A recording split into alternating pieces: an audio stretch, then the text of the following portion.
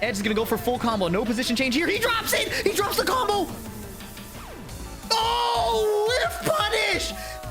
He stayed locked in the whole time. No whiff punish available. Oh, underneath. Ready for the extension from Qudans. You will not get away from me. Oh my goodness. Oh my goodness, he's running him down in the corner with forward movement alone. There it is, but now we got power crush. It's too predictable now. You waited too long, and now the floor is gonna break. Oh no, he dropped a combo. Warrior Instinct is active. Sin getting extremely hype. He said, what are you doing?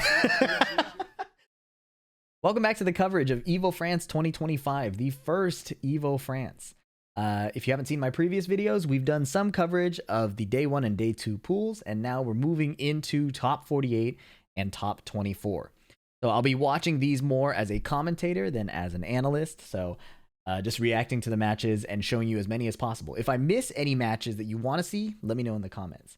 But the matches today are spicy. We have Knee in the loser's side, and we have Arslan Ash running up against some of EU's heaviest hitters, who have historically given him trouble in the past.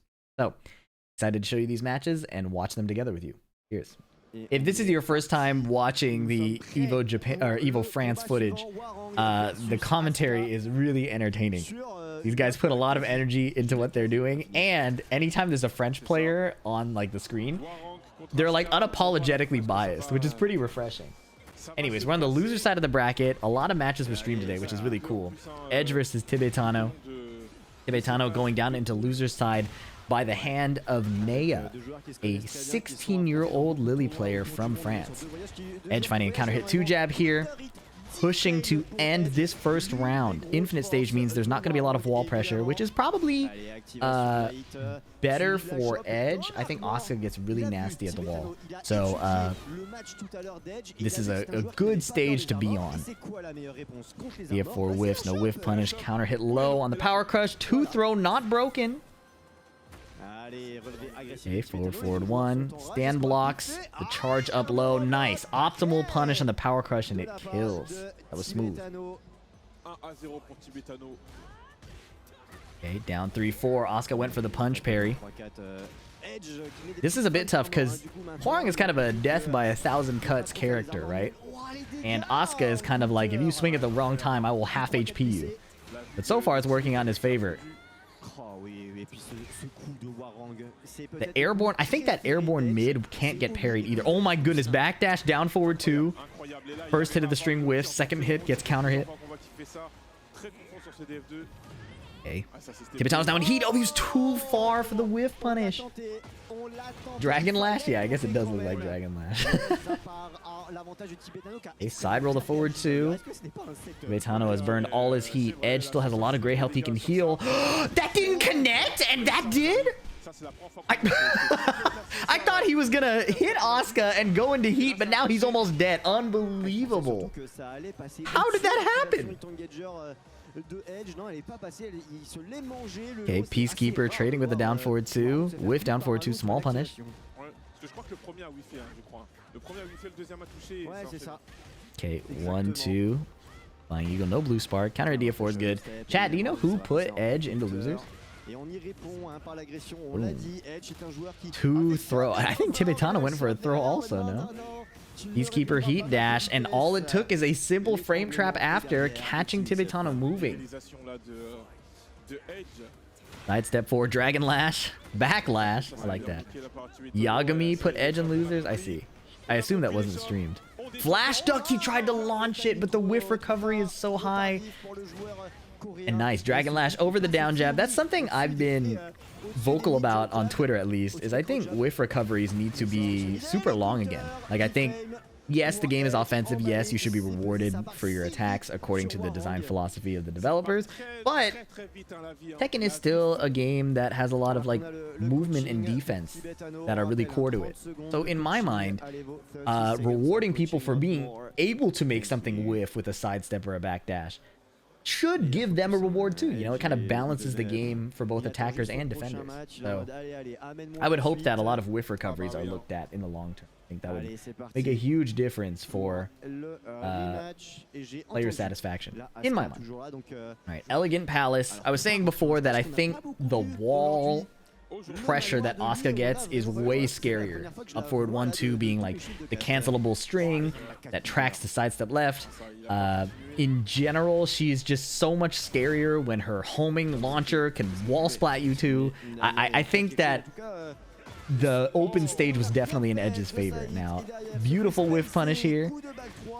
And, you know, Hwoarang's going to benefit a lot from the wall too. And maybe that's an obvious statement to a lot of you. But I think these small details will really start to matter. Rage art and even... What? He breast! Oh, it was a good rage art. I thought he was blocking. Okay. I was going to say that they've changed the rage art. As you may know, Asuka can charge her rage art, but even if she fully charges it, it's still punishable. Less punishable, minus 13, but Tibetano was probably dead if it didn't connect. First round of the second game to Edge. Down forward 2 does not launch. Tibetano just ducking. Oh my goodness, he was back turned and tried to punch parry, but neither player knew what was happening. Charge up mid. Okay, in heat. Permanent install while in heat. Running a bunch of chip damage and up forward 1-2 finally counter hits, but he's away from the wall. He just has to make the comeback with half HP. 4-3, keeping it solid. Alright. Heat smash counter hits and blows up the wall. Fantastic choice. Okay, tornado spent, so he's probably going to save the wall to make the next mid a launcher. Tibetano forward dashing. Oh my goodness, floated with 3 slide 4. Simple one hit to kill. Edge is looking fantastic on the loser side here. Tibetano fighting for his tournament life. Uh-oh, Dragon Lash catches Tibetano, crouching, sidesteps the sidestep 4. Counter hit 2 jab. Tibetano just not able to get through Edge's buttons. His buttons and his defense together. Uh-oh, no whiff punish. Bends the heat dash. Plus frames backlash, catching the delayed timing. Fascinating adaptation. Edge wins 2-0, and you see him using the backlash, whereas you don't see that very often against like Korean players, and you have to wonder if that's a EU specific adaptation, a move that he pulls out only against players who will be RPSing on delayed timings over and over again, right? And if you can get away with it without getting ducked and launched, why not? Why not? Clean showing from Edge. Next we have Knee versus Orales 49, I think? I don't remember the numbers after his name. And Knee picks Paul against the Reina from Corrales. Corrales 46.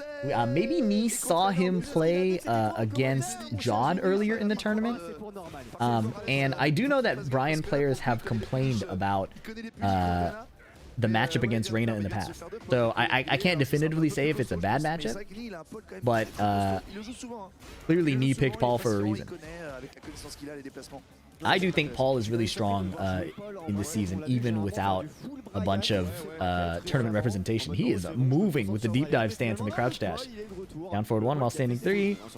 Okay, no whiff punish on the electric. Sidestep, catches her rear with the death fist. Heat string. Oh, okay. The VOD itself has some delay. The VOD itself has some delay.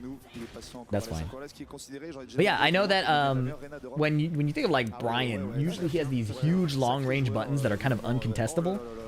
But Reina has forward 2, and it's faster than anything Bryan can do at that distance, and goes just as far, right? And she can do it out of wave dash to realign. So I have to imagine that the Paul pick is to circumvent some of that. Morales takes the first round. Exploding wall is still active. Down back 2, they are whiffing. Reina is so skinny too that she can get around a lot of hitboxes that other characters can't evade. She has like some very unique evasion because of her strong single backdash and very skinny hurtbox. Combo drops. Knee running up and ducking, maybe looking for that electric, but forward 2 is still on the table. QCB 4, but she's just out of range. Nice sidestep left around the 1-1. Paul has really good movement too, that could be a factor. Knee playing so defensive, misses the punch, but gets a sidestep down forward 2. Okay, deep dive 1-2. Death Fist, saving his heat though. Reina's out of heat state. Forward 2 counter hit. I think that's the fastest heat dash launcher in the game. The fastest heat dash launcher at 12 frames. And he just lets the time run out. That would have been a punish as Bryan. Yeah. Okay, counter hit, but he was airborne. Sorry, 13 frames. I misspoke. 13 frames. It's the only 13 frame heat dash launcher. 12 would be crazy. I guess Dragunov has 12 frames, but his is from crouch. The while standing shoulder. Deep dive 4. Down forward 2, but it doesn't launch crouchers, and Knee was just crouching. Morales is going to have to do the forward 2 or hope that the down forward 2 counter hits. Wow! Counter hit QCB4 out of the block stun. Heat smash. Dead. La classique, tu te relèves, je mets le hit smash low que tu peux en plus pas low pari. Knee dashing in and then dashing back out, trying to see what Corrales is gonna do. Another counter hit QCB4. Clean carry. Does he have the death fist? He goes for the shoulder. Keeps it simple. Just get your damage. Up, back 2, wall splatting, and another. We're going back to the other wall.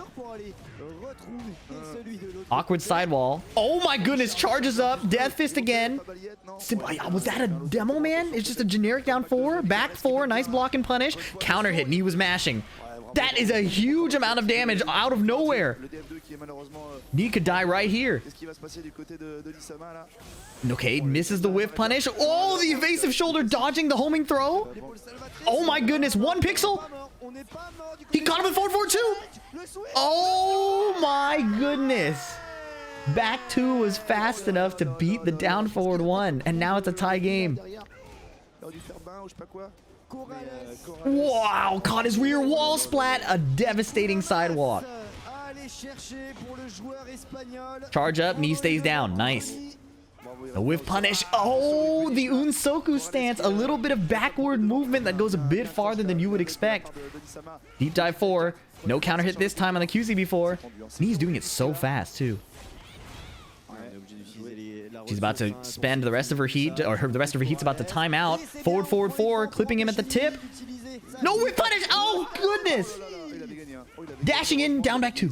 Looking for a counter hit, but normal hit only. Dashing in and out, Knee playing so slow. Corrales has so much time to work with. Forward connects. This could be it. Stance. Knee looking for just 1 big counter hit. 1 down forward 2. Sweeps the feet and gets clipped by forward 2. Devastating. Does he switch back to Bryan, or does he stick with the Paul? Morales staying really composed too. Yep, quick rematch with the Paul on an exploding floor stage. This is scary because Paul has the 1+2 throw that breaks the floor, right? But Reina has the heat low. She can spend meter out of stance to do the her former heat smash that blows up the floor. Hop kick. Nice punish with the standing 4. Knee doesn't commit to the punish. There he does. Now he finds it. Okay, CD3 connects. Death. That did 58? Okay. Knee swinging a little more, applying more wall pressure, but he's still just kind of sitting there, giving Corrales room to play so that he can try to find a counter hit, trying to understand his timing. Nice punish. Heat burst. Uh-oh. Okay, little whiff punish. A bit of a scramble. Knee closes it out. Okay, again, not really whiff punishing the electrics, which is a missed opportunity. Counter hit jab, unbreakable throw out of the Sentai stance, forward 2. Knee now staying in there, playing a couple jabs to the low, and now he's just moving again. So low commitment. He wants Corrales to attack, and he wants to understand when it happens so that he can find the QCB4, find the down forward 2. But nothing, like, he's not really able to find the big hit. He still has the health lead, but now he got clipped, and that's looking ugly. Standing 3, sidestep jab. He's moving again. That Reina forward 2. Disaster waiting to happen. Down 2, wall splat, but no conversion. Sidestep duck, they both did it at the same time. That was kind of cool. Okay, hitting the feet. Time is running out. He has to make some plays. The forward 2 is probably coming. The electric is on the table. While standing 4-4 from Corrales. Waiting till the absolute last second. Okay, down back 2 again. Forward 2 challenge. Forward 2 counter hit again. Sidestep. Oh no, it was the evasive shoulder. No punish because he was respecting the last hit. Forward 2 can't get around these Reina hitboxes. The new low stance. Blender. I love the French commentary, man. One hit into Death Fist. Oh. Death Fist again, but Corrales is not biting. Knee may have to go low. Oh, what a rage art, man. What a rage art. That was good. Can Bryan play good keep out versus Reina? No, we were talking about how the hitboxes Bryan usually can put out for free are very contestable by Reina because she has faster buttons at that distance. So, oh la la la la. I wonder, like, it might not be knee style, but I wonder if he played a character that tested Corrales' defense a little better. Like, that might have made the difference here. But he's playing pretty, like, he's not playing a lot of buttons. He's kind of letting Corrales play a lot and trying to find a big counter hit, and it's not paying off just yet. Sidestep duck, movement, and then getting evaded.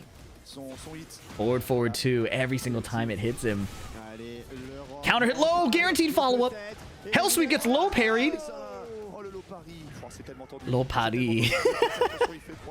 They need more tournaments in France. That I like more majors in France would be awesome. More. Oh my god, and that's it. It's over. 4-4-2 to eliminate knee, and they are hugging him. They need more tournaments in France with French commentary, specifically. And Knee is out of the tournament. Corrales able to resist the offensive pressure of Knee's movement. Even though he got counter hit a few times, still places forward 2s well enough. No handshake. In most tournaments, they don't switch the camera right as the last hit happens. So we as the spectators miss it. But if there was no handshake, you would know. It would be like tweeted about and stuff. So you can assume it happened off camera. Edge versus Ilias. Ilias is also super young. We saw Nea, who was a really young player. I think Ilias is like 20. You know, usually I feel like so many of the stages we see on stream are Phoenix Gate, but now Ortiz Farm. I've been watching a bunch of this tournament, and so many matches are here. Multiple times in one set too. Counter hit trade. Okay. Oh.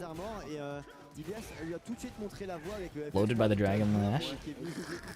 Okay, good heat burst. Saving your heat burst in the Eddy matchup is pretty important because it allows you to get away or like not deal with a lot of the handstand offense. Peacekeeper clips him. This is so fascinating. When you watch Edge fight in Korea or against Pakistan, you don't see him use Backlash and Peacekeeper that much. But when he fights in Europe, you do see it. What were the commentators tweaking about? I gotta hear that.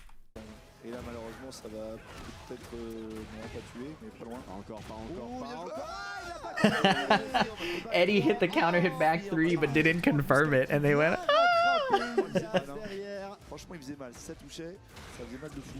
1, 2, 3. G clef counter hit.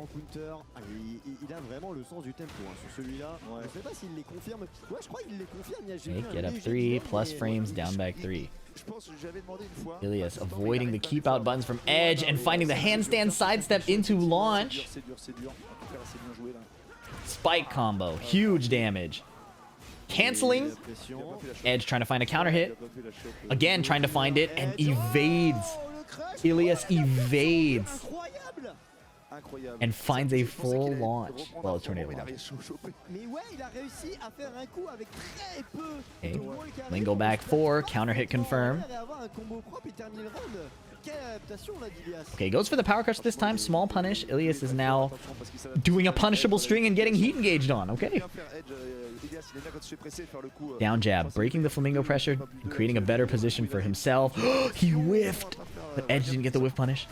Challenging with down forward 3+4. Last hit situation. Sidestep to get up kick. Simple whiff punish.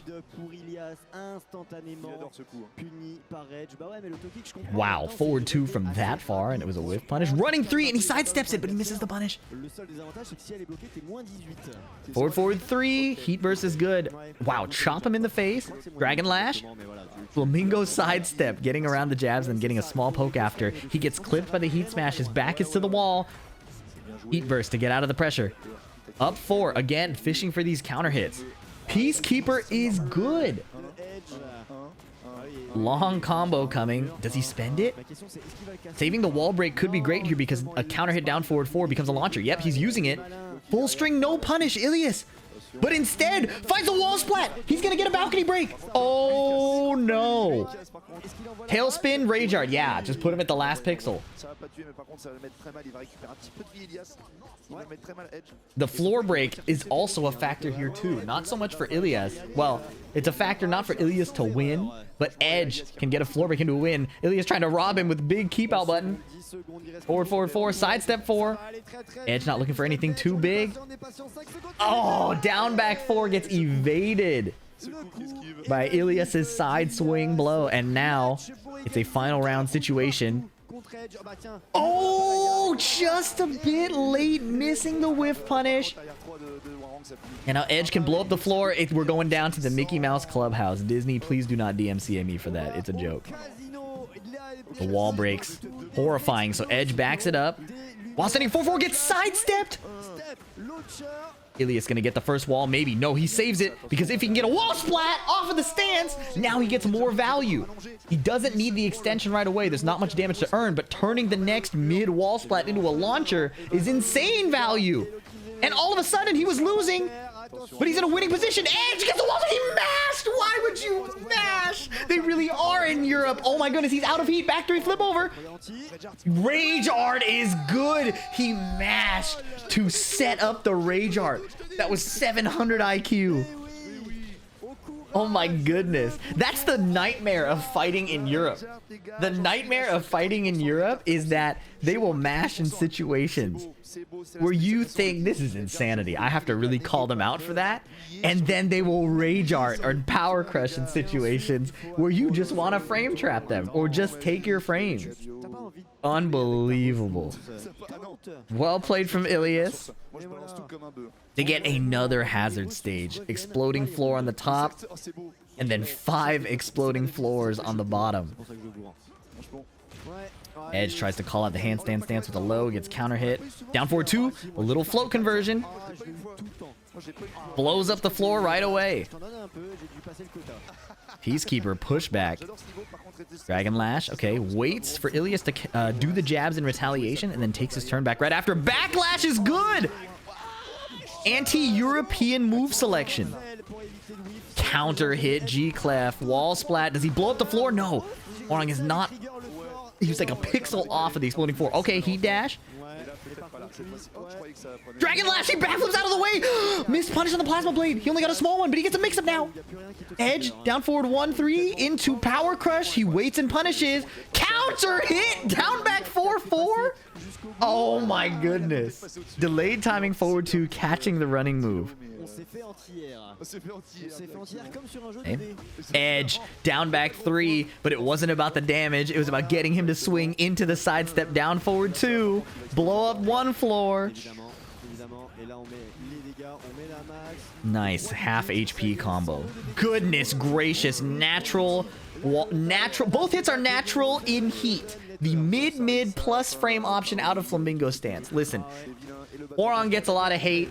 I thought before Season 2, a lot of it was not super justified if your defense is good, but with the addition of that move, that Flamingo move, Flamingo move from right stance that goes back into left Flamingo, that's a bit egregious. And the new low that's homing and high evading, that's extremely egregious.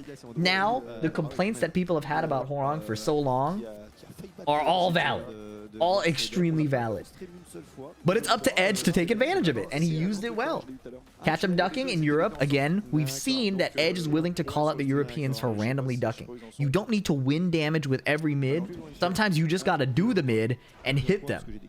because the Europeans will sometimes duck in situations where it's not like strategically smart, right? I'm not saying it's a dumb decision. I'm saying that sometimes by strategy, based on your HP, based on the state of the game, you might say, I don't want to duck because I don't want to get a wall splat. The Europeans would rather make a confident read and kill you for it than to play every single situation by the book. That's what I mean by that. And Edge is adjusting his move selection and playstyle to counter that. He'll run the mid even though there's not necessarily enough threat represented by the lows. He doesn't necessarily need to condition them if they're willing to kind of spin the dice or roll the dice on each decision without being conditioned. Okay, breaks the one throw. Uh-oh. Counter hit, a little follow-up, and he tries to mash on wake up, and Ilias catches him. Ilias in the lead. This is still, again, on the loser's side. A little bit of forward shimmying into an innocent forward 2. There's the new low, down 3+4. Down back. Ooh! He got sidestepped. Big launch, but it's a back turn combo. Strong arrow tailspin, heat burst. He tried to take the wall, I think. That was a big hit. Oh, no whiff punish. He was too far. Counter hit. Boom, bop. Huge combo damage, man. Sidestep 4, Edge. Fighting back. He's scrapping, backlashing, trying to hit his block as much as possible to heal the gray health. Waits out the backflip, resumes his offense. Nice duck under the throw. Uh-oh, counter hit. A lot of ducks here, and again, I wonder if it's because of the influence of like a player like Kawis, who loves doing a lot of the throws and the Flamingo 2 jabs. A lot of the players he fights against often, I don't know if Ilias fights him often, but I would assume a lot of the players are used to dealing with that style of offense, which is why Edge is running a lot of the mids, right? But in that specific situation, Ilias got the duck off, and now he's on elimination point to take Edge out, floated out of the air. No floor break. EDX combos. You hate to see it. Punish. He got clipped.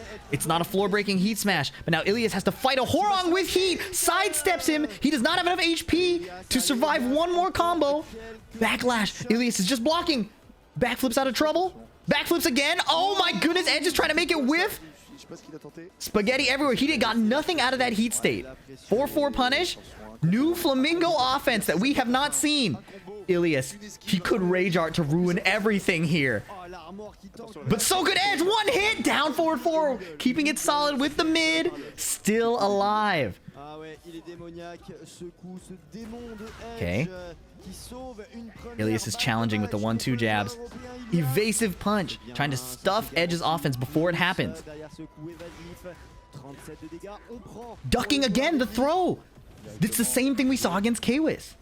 If you watch the very first video of Evo France, we saw Kawis getting his throws ducked over and over again. And I wonder, I mean, you have to assume that Edge is seeing that and may just run a high risk or a medium risk, high reward mid to blow him up. Mid, mid, mid. Oh, he ducked it. Mid again. Is he going to fold and go low, or is he going to see if Ilias will finally duck? Nope, he goes low. Final round. Oh, big whiff. He got floated. No conversion. No, he does get a conversion. That's nasty. 36 damage.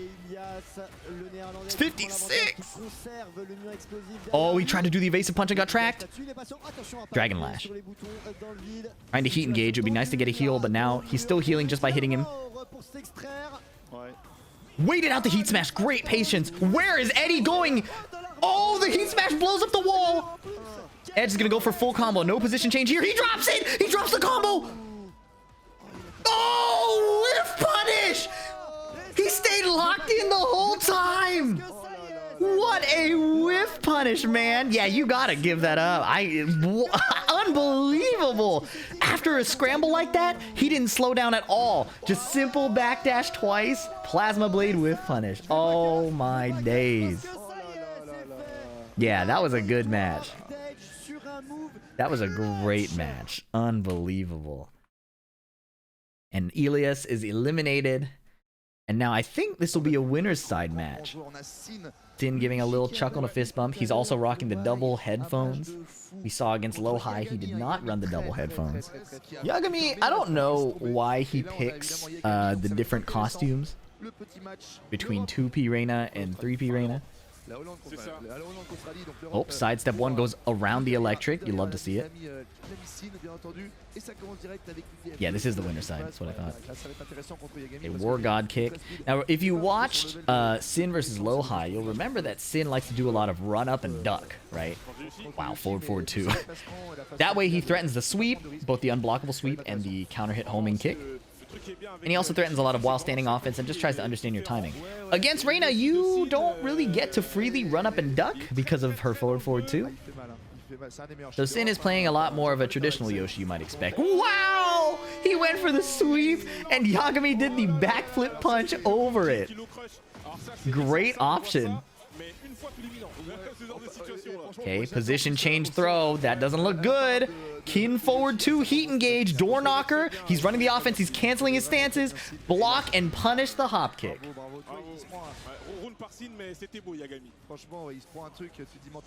Sidestep 2 gets third strike parried. Sidestep 4. Okay, goes for the full crouch blockable sweep. A lot of Fubuki knee, the forward 4. Sin does up 2, usually reactable, and then he spins into down forward 2. He's playing really fast, right? Like, not a lot of disengagement and trying to use Yoshi's counter hits that way, but trying to create situations that Yagami wants to respond to. Feinting his offense in some ways, spinning in other ways, jumping around, and then catching Yagami trying to hit him. And despite all that and the advantages he created, Yagami wins the round. Wave dash from far away, just single wave dash or crouch dash into block. Trying to bait a response from Sin, and an electric is good. Nice optimization, save the tornado for the wall to get the high splat with the 1+2, tons of damage. The prowess of these character specialists and like the time they spent committed to one character, it's really cool to see it pay off in these kinds of combos in tournament, right? The situational awareness is really important to pull that off without losing damage in the long run. Great to see. Unblockable sweep is good. He didn't get the next wall. Heat smash, now he has to guess. Oh my goodness! He caught him out of the air, so it did less damage, but the throw is still connected. Sentai low, and then interrupts the delayed offense with down forward 1-2. Okay, DF1-4. Big CD1, nobody home, down forward 2 with punish. Okay. Unbreakable throw out of the while standing 4-4. Oh, he counter hit him, but didn't commit to the rest of the string. A homing option to beat the spin. Great call out from Yagami, but he gets back 2 counter hit launched. Back fists to the wall. New stuff. Sweep the legs. This is all guaranteed. Okay, well, that was a mix. Unbreakable throw again. Last pixel. It was going so well. And then he gets countered. Wow. 1 counter hit back 2-1. Sin runs a gigantic combo on the wall. Look at this again. That happened so fast. I thought Sin had lost. He was basically dead, but a huge Hail Mary launch. Look at this combo optimization. Sidewall, spikes him to the ground, plays the mix-up low, hits him low on the ground, heat smash to make him guess one more time. Unbelievable. And then he shimmies in and out to find the back 2, counter hitting Reina's faster forward 2. Very, very well played. He was 1 pixel, man. That feels awful. That's unbelievable. Nice duck under the 1-1, but he was a bit slow on his launch. I have to wonder if he was looking for that or electric, but that was a confident duck. Just a bit late on the punish. Boom, boom, bop. Down 4, sidestep 4. Get up, buddy. Forward 4, guaranteed, and it wall splatted. I think if she had not heat engaged already, it may not have wall splatted. Like, the heat engage animation sometimes denies you wall splats that would otherwise work, so pretty fortunate that heat was already activated. 3-2, no duck on the second hit. Yagami again shimmying with a single crouch dash, trying to bait a response, gets a counter hit trade with the War God kick. Boom, boom, bah. Okay, 3-1. No duck on the second hit. Hell sweep, the first one we've seen. Unsoku 4. Down back 2. Reina has no lows, so I've been told. It's only bad if it's blocked. Counter hit Hwoarang. Wow, he baited him to try to keep him out again with the single crouch dashes. That's really impressive. Down forward. Plus frames into guess. He doesn't commit to anything. Sin spins out of the wall. Wall splat! Oh, that went so far because of the ballerina spin. Spike. Oh, nice duck! Wow. I'm flabbergasted that he ducked the kin forward 2. Uh-oh, down forward 2 is good. Interesting wall carry. I've never seen this combo. Spike again. Yagami doesn't duck against the helicopter. Just mashes out of the crouch with the full crouch down forward 4. Stomp, last pixel. We know Sin wins these. Uh-oh, he stayed cool. He stayed cool and just blocked the power crush. He did not greed for an offensive opportunity, and Yagami, looking desperate to end, now has to win a round again. All these last pixel situations, Sin is able to clutch up. Delayed the back 2-2. Oh, okay. He tried to rob her with a hop knee. Now for 2 sidestepped. Oh, ducks. Running out of heat. Oh my goodness, what's happening? Nice sidestep. Aware of the string. The third hit is steppable. No throw break. Uh-oh. Grabbed her again with his legs. That's 3.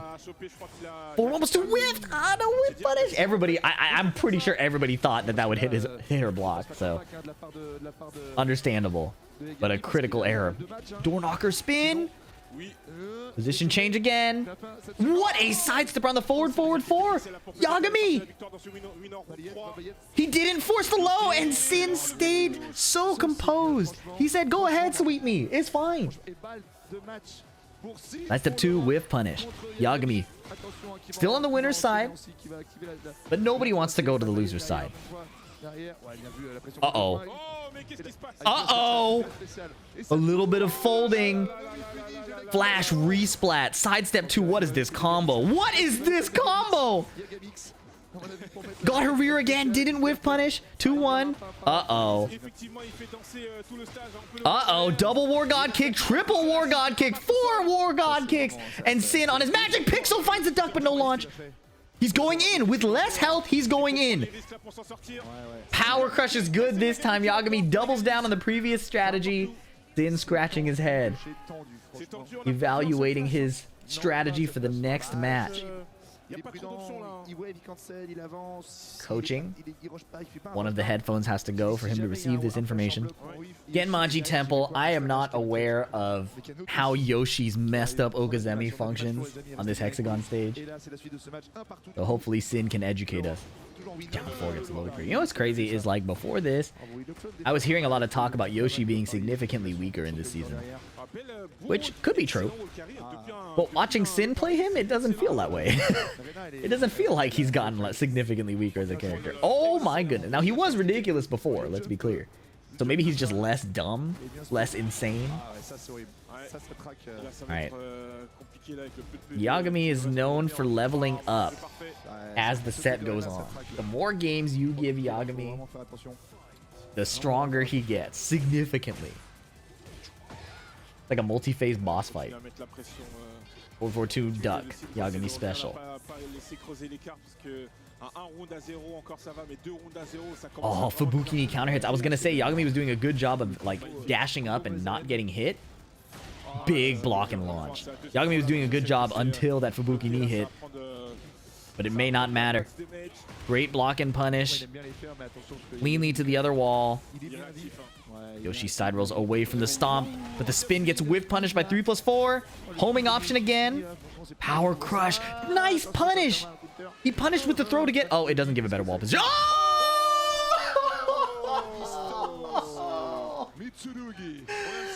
Oh my goodness, caught him sleeping.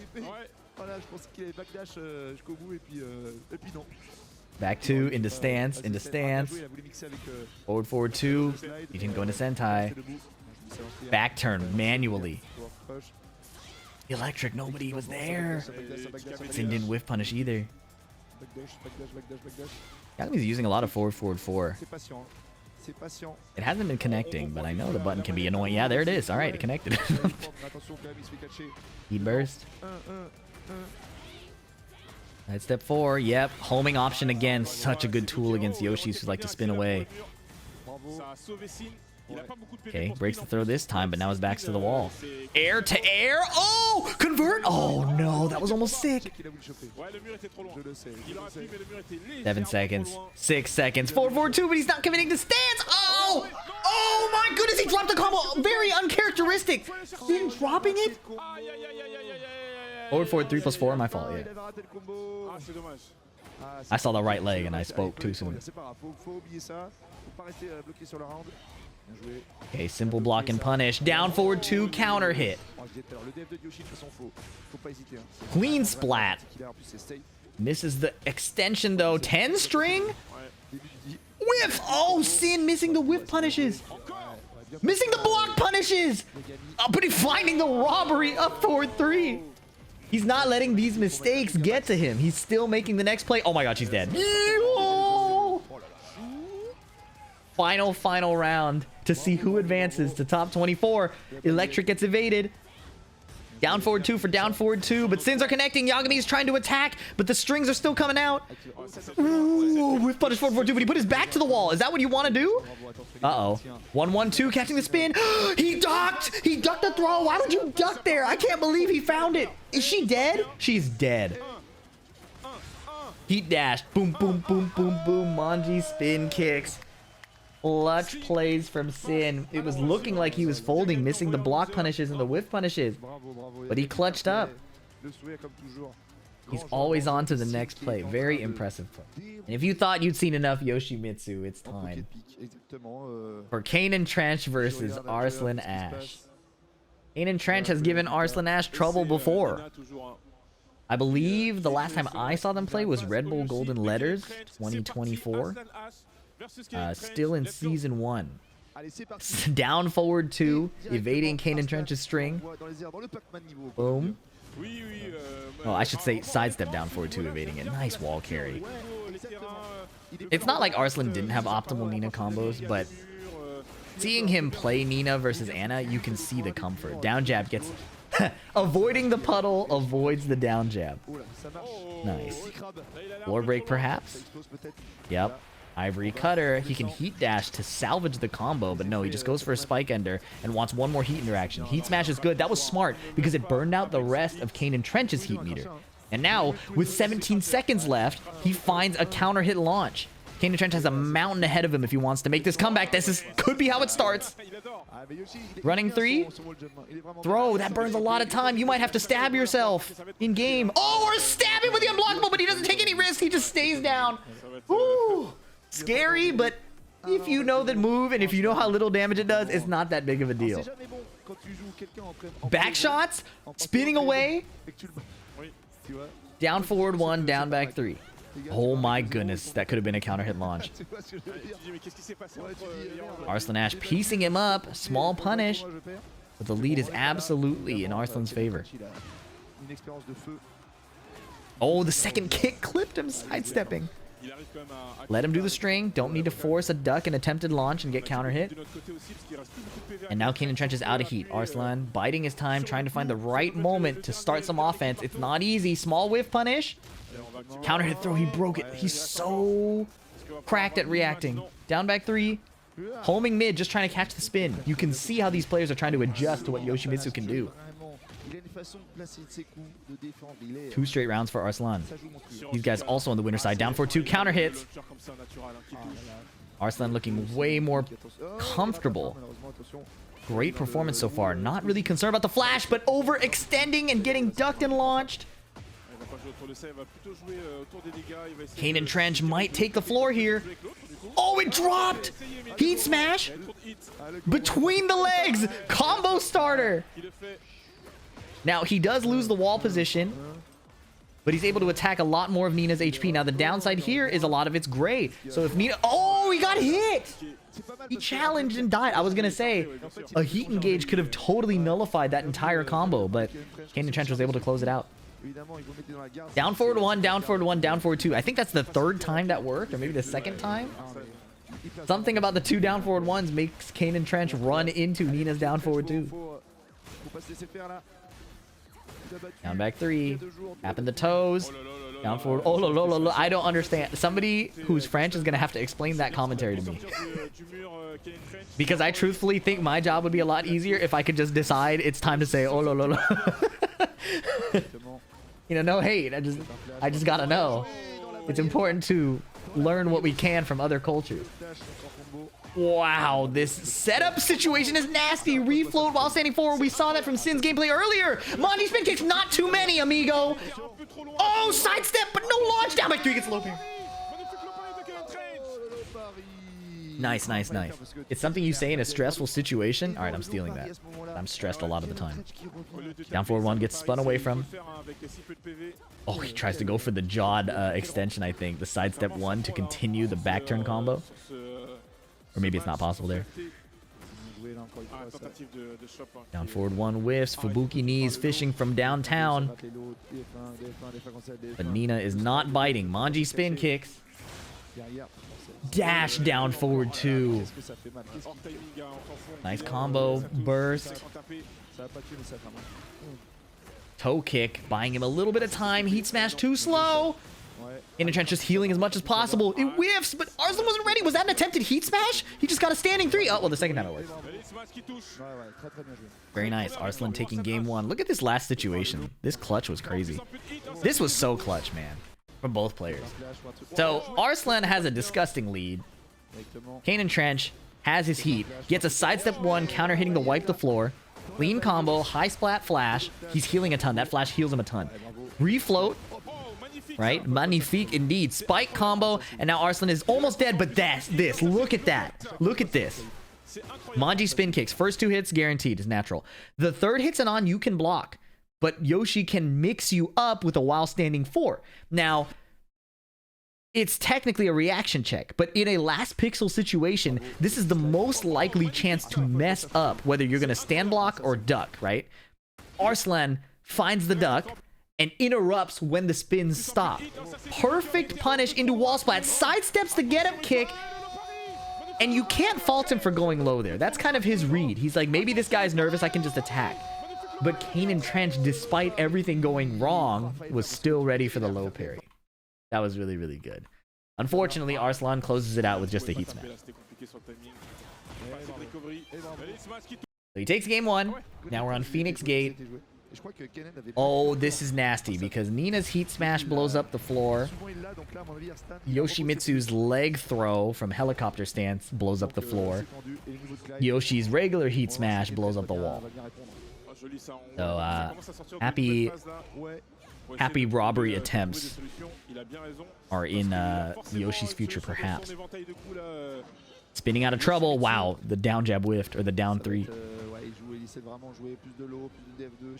Sidestepping fishing for a forward 1+2. Nice punish on the sidestep 2. Oh, second hit, Arslan mashed!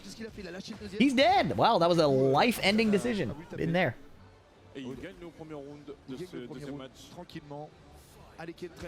EF1 trades. Down forward 2. Single jab. I wonder if that's to get a high splat. Nope, he couldn't find it, but he did get her to the wall. Sweep, and he does running 3 to get out of there. I think that was on reaction. Uh-oh. Nasty back turn combo. Kaneandtrench blocking the down back 3 again. 1-1. Oh my god, she was airborne for a little bit. Heat smash. Oh, Arslan ducked but stood up. Down jab heat smash. He's healing a ton from that. Bad breath. Yoshi ducks. DF1, DF1. No down forward 2 this time. Bit of adjustment from Kaneandtrench. Mix. Arslan gets hit. Honestly, it's fine he gets hit by that instead of the launching mid that would have ended the round, so I get that. Oh, no, wait, buddy. Oh, it was close. It was close. Down forward 1-2 off of a dash. Sidestep 1 catching the sidestep 4. Oh, wow. Wall carry with 2-2. Yeah, blows up the wall. That guarantees the next... well, I think either way, the next one would have been the transform stage, but 4-4-4. Uh-oh. Arslan's gonna get the wall here for sure. Nice. Huge chip. Kaneandtrench not enraged yet to mitigate the chip damage. Ducking the guns after the first hit of the heat smash whiffed. Great knowledge and awareness.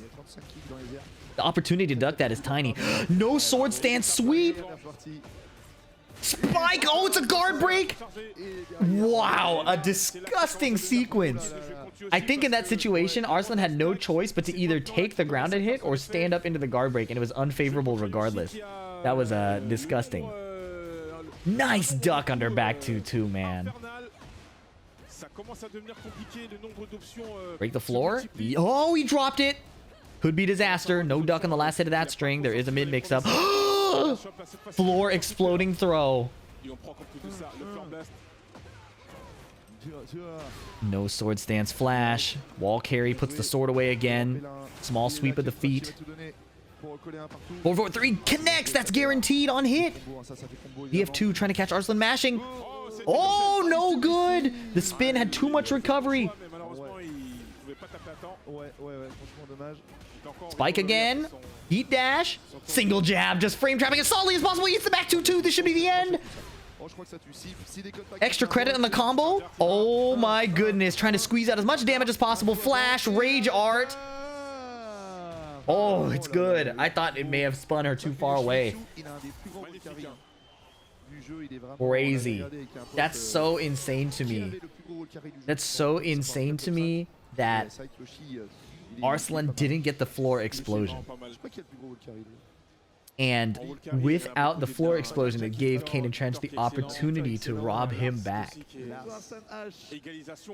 I've never liked that Yoshi's fingers are exposed on his right hand. I think it looks odd. You know, I guess he only has one robotic hand.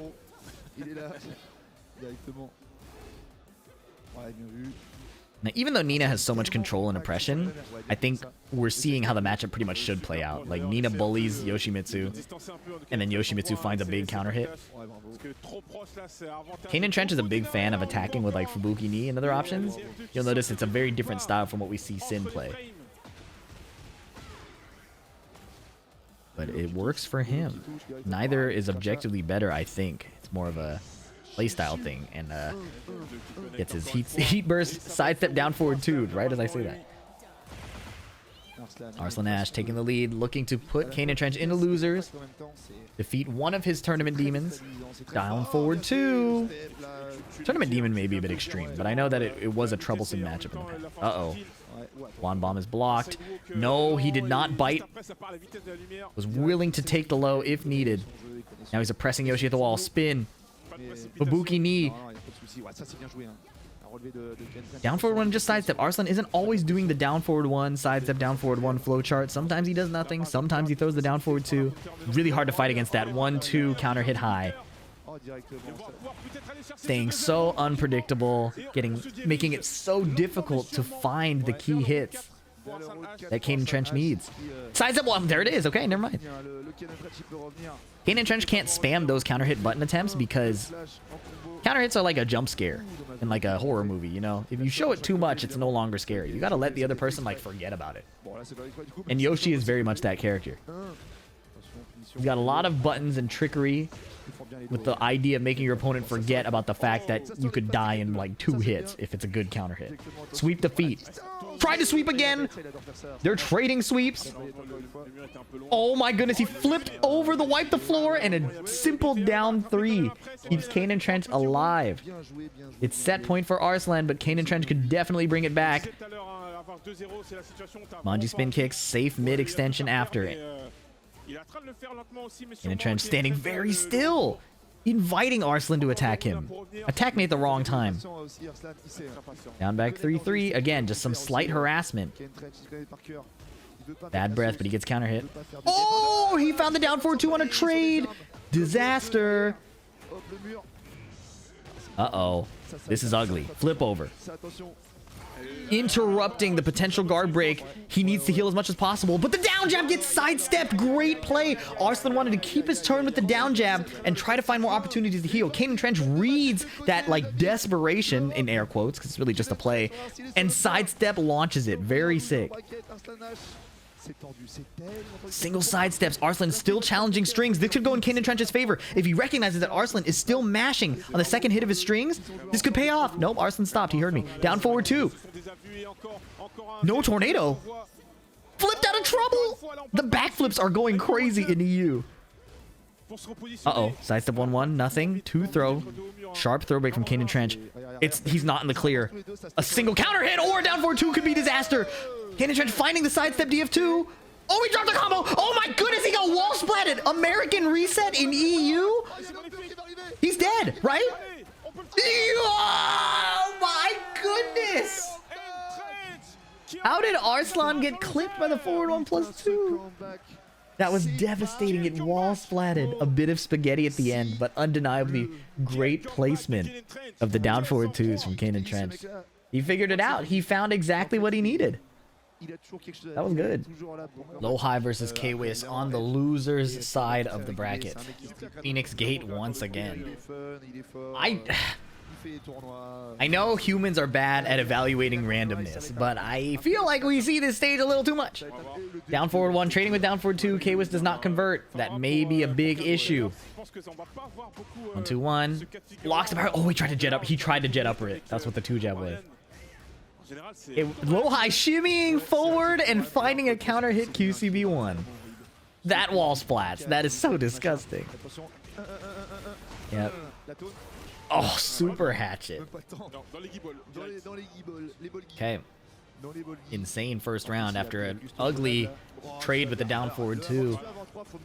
Lowhigh seemingly unscathed. Saving his snake eyes here. Nice duck under QCB1. K-Wiz sharp. Swap sides, gets a little grounded hit, but now he's lost the position again after just a couple side steps from Lowhigh. Lowhigh with a clutch jab, or clutch is the wrong word. That was a precise jab to stuff K-Wiz's slower button, and now he gets heat smashed. K-Wiz just smothered by the movement and jab of Lowhigh. Tries to fish for a counter hit. Lowhigh does not bite. Oh my goodness.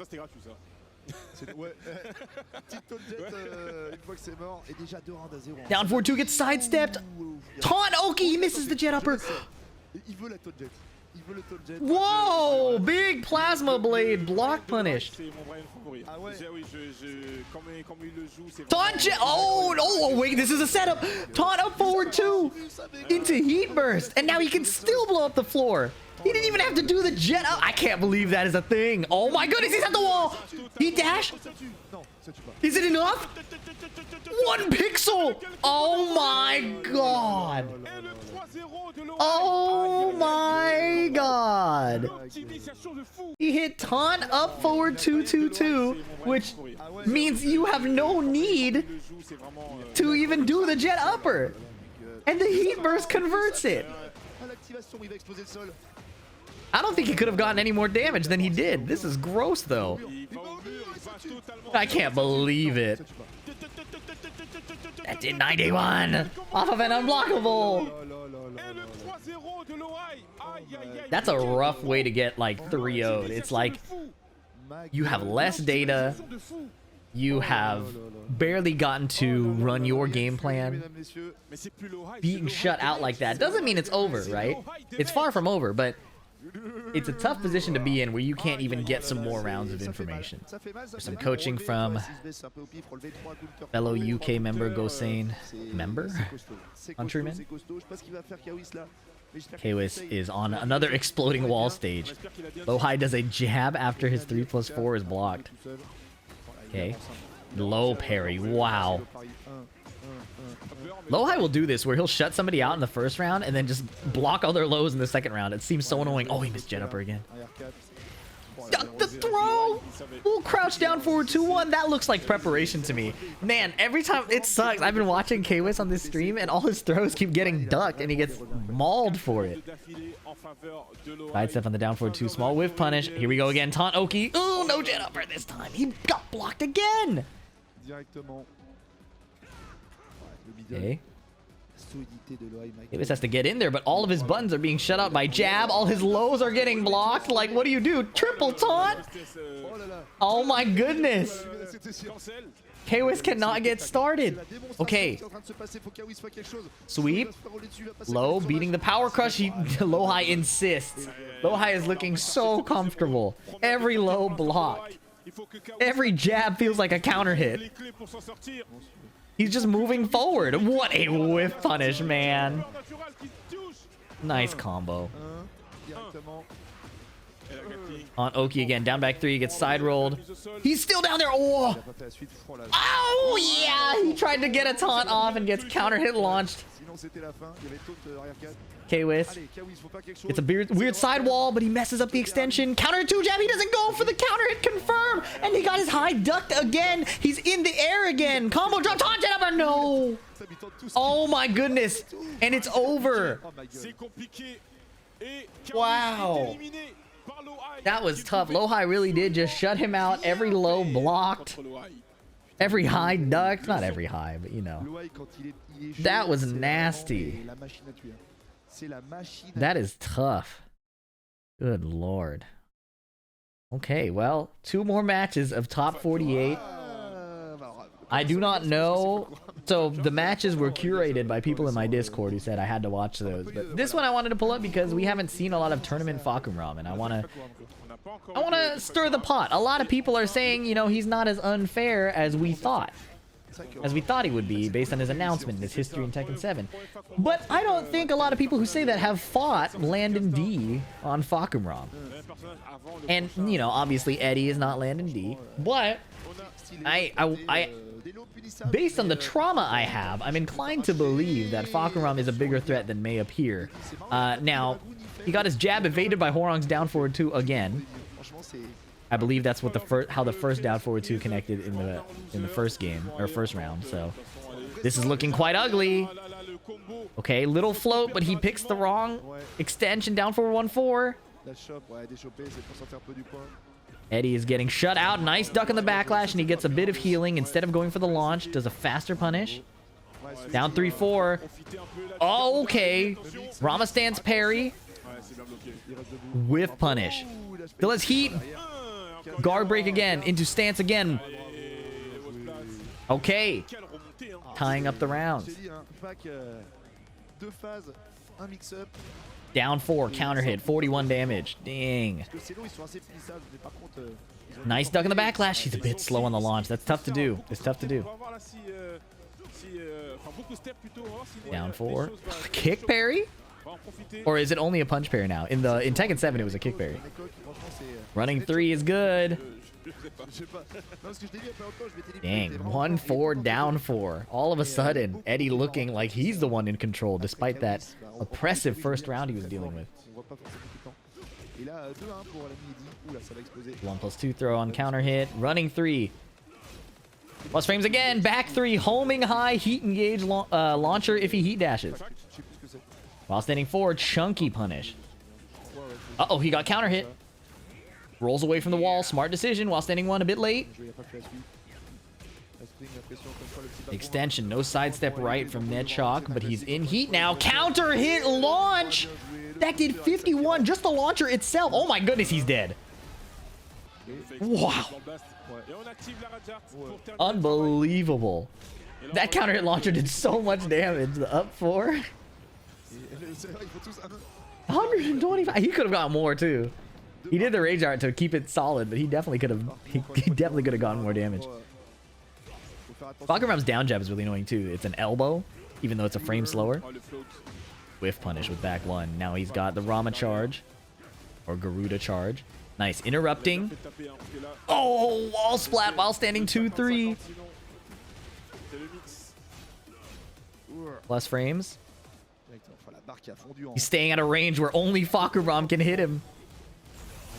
Bends it. Oh, duck. 2 throw for 2 throw. Standing 3. So in this situation when Fahkumram, like, how do you contest this? The standing 3 goes insanely far and the down 4 is insanely far and fast. Eddy stealing control of the match despite the initial momentum that Nedchok had.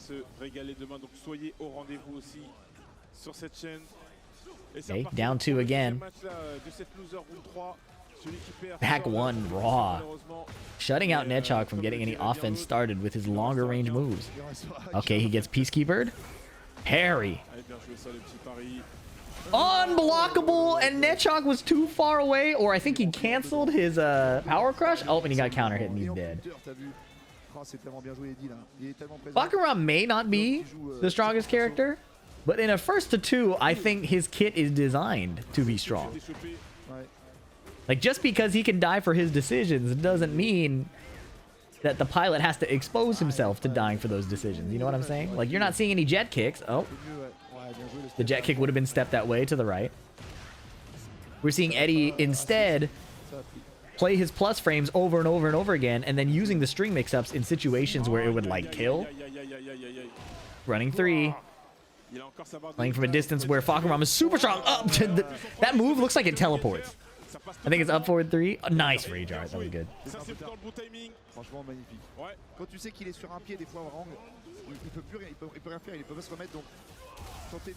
Ridiculous. That was a good rage art. Hwoarang went into left flamingo stance off of the right flamingo 4-3, and I don't know how he evades rage art with that. Nice duck and nice crouch cancel back 3.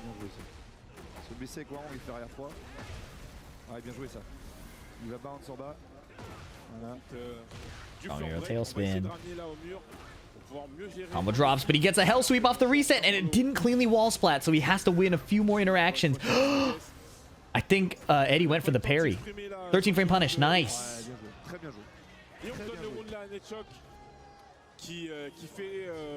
Sidestep 4. That used to be a launcher. Now it just gives a guaranteed follow-up. Doesn't finish the down forward 3+4 string. Nice low parry from Nedchok. Breaks the floor. Spike. Oh, he tried to catch him ducking on wake up. Little whiff punish there. Nothing crazy. 4-4-4. Dragon Lash. Yeah. What a whiff punish. Yeah. Running 3. Running 3. Running 3. Okay, he's out of there.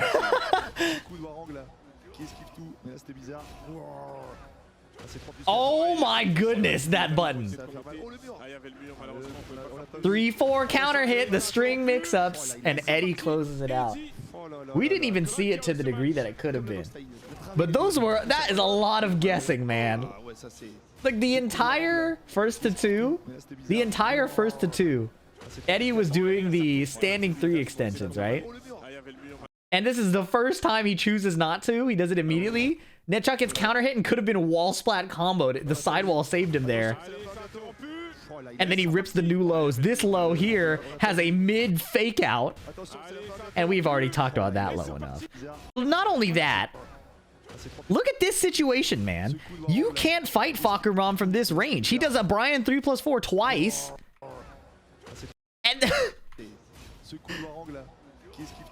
And then if you try to get in, you get counter hit launch. Now he has his plus frames and tries to step and gets tracked. That move is crazy too. Regardless, I hope the Fahkumram players now have something to study. Like, you don't have to jet kick everything. You don't have to running 3 everything. Although running 3 is hard to get around. Eddy showed a lot of the good stuff. So study up. And now, the final match of top 48. Korea team kill. They're not in the same literal team, but yeah. Countryman kill. Breadman versus Lowhigh. Breadman, one of the premier Leroy players in the world. And Lowhigh needs no introduction. What's interesting about this is not going to be the first time they've ever fought each other, right? So that changes how the 1st to 2 plays out. You might see things that don't make sense if you're a Leroy player or a Bryan player, but that's because they have more information than we do. Let's see what Breadman decides to pull out. Can't sidestep the heat burst. Bryan's heat burst is still really good, even after the heat burst nerfs across the cast. Okay. Run up into... Wow! Super delayed that and it still whiffed. 2-1 sidestep gets checked by Bryan's down forward 1. Very nice. face à lui. Tu l'as si bien dit, c'est le gagnant de l'UFA. Lowhigh dashing in and just blocking. Then putting out the QCB1 almost like an electric. Counter hit. Guaranteed follow-up. Or I guess it's just an attack throw. It's not even a guaranteed follow-up. Down 2. Nice sidestep around the down forward 1. Lowhigh insists. I'm going to do it again. Breadman stepping off the wall. Nice punish. Okay, tries to counter hit him, but he's armored from the heat burst. It was good timing aside from the fact that it was a heat burst. +2 throw. Lowhigh breaks it. UCB1. Neo Incinerator. Single down forward once. Tries to punch parry. Got baited. Oh, and he grabbed him. He tried to do the low cane. But what's crazy is Breadman's cane didn't come out, so he still can use it.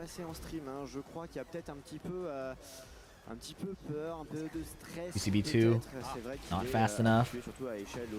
Uh-oh. Okay, little mix up there. If you tech roll, you could eat some taunt Oki. You obviously don't want to get comboed by the heat burst. Cane is used. Oh, jab interrupt, but didn't confirm the rest of the string. This game is looking all Lowhigh. Gets counter hit as soon as I said that. Spike ender. Ouch. Step on him. Back one. He's got plus frames. Hatchet kick. Parry. Oh, he waited out the entire thing, but Bryan was able to recover. Down 2 is blocked and punished for a perfect punish with a wall splat, but he drops the combo. He tried to do a down back 2 resplat instead of just jet uppering right away, and now he has to win more interactions. Down forward 1's playing around with the punch parry timing, and he catches Breadman with a counter hit. Scary situation. Scary situation. All right, double floor break stage. The presence of a hazard is honestly a big difference in this game. The fact that it makes some characters' heat smashes stronger, makes their throw game stronger, and the reward is very non-negligible. No punish. Leroy's fast counter hit attempt. Taunt heat smash. That's 1 floor down. Usually it would just be the end and some Oki, but now it's a combo. Oh, he must have thought that he could have broken the 2nd floor. A bit of a lapse in judgment there. He didn't even use a tornado yet.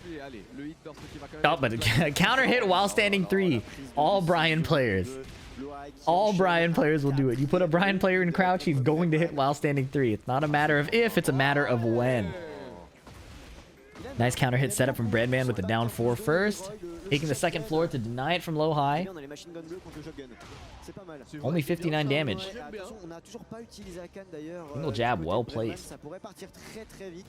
Très heavy. I don't know what that means. With punish! Why did Lowhigh try a raw jet upper? Probably read on his forward movement, if anything. Running tackle. Down 3-4. Time to guess. Heat smash. Lot of chip, even though he's enraged. That's a cool little Leroy specific thing. He does so many hits that the chip really adds up. That's cool. Hatchet kick gets interrupted and down 4 to kill. A low parry there is not that catastrophic, or even an orbital, because his back was to the wall, so any combo Bryan did would be really short. Oh, sidestep the counter hit attempt. Big jet upper. Oh, hatchet kick. Uh-oh, sidestep 1+2. Pressure starting perhaps. Homing high. Frame trap. Orbital attempted. Hatchet kick. Into sidestep heat burst. Okay, Requiem is blocked. Down 4. He still has Neo Incinerator and the punch parry. Neo Incinerator spin. Gets caught by the last 2 hits. Down jab. Heat smash. He's healing a ton. Sidestep 3+4. Frame trap. Oh! Patience. That was good. Waited out the orbital. Took his turn right after. That was good. Breadman looking to equalize. Nice punish. Punch parry. Running tackle again. You don't see as many of those running tackles. They've been taking a lot of the setups out of the game. Like Hwoarang used to get one a lot. Oh, nice counter hit timing. Not holding back.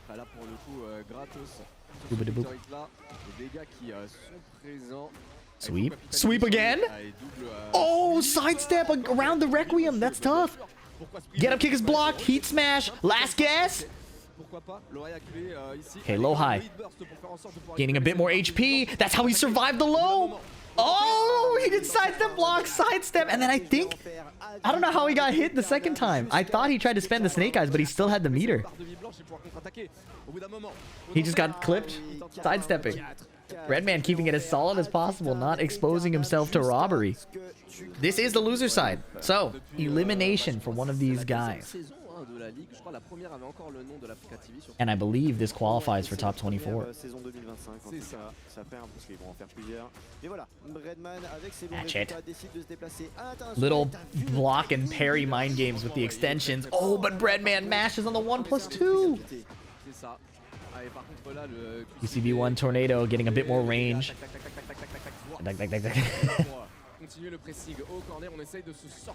UCB2 nothing.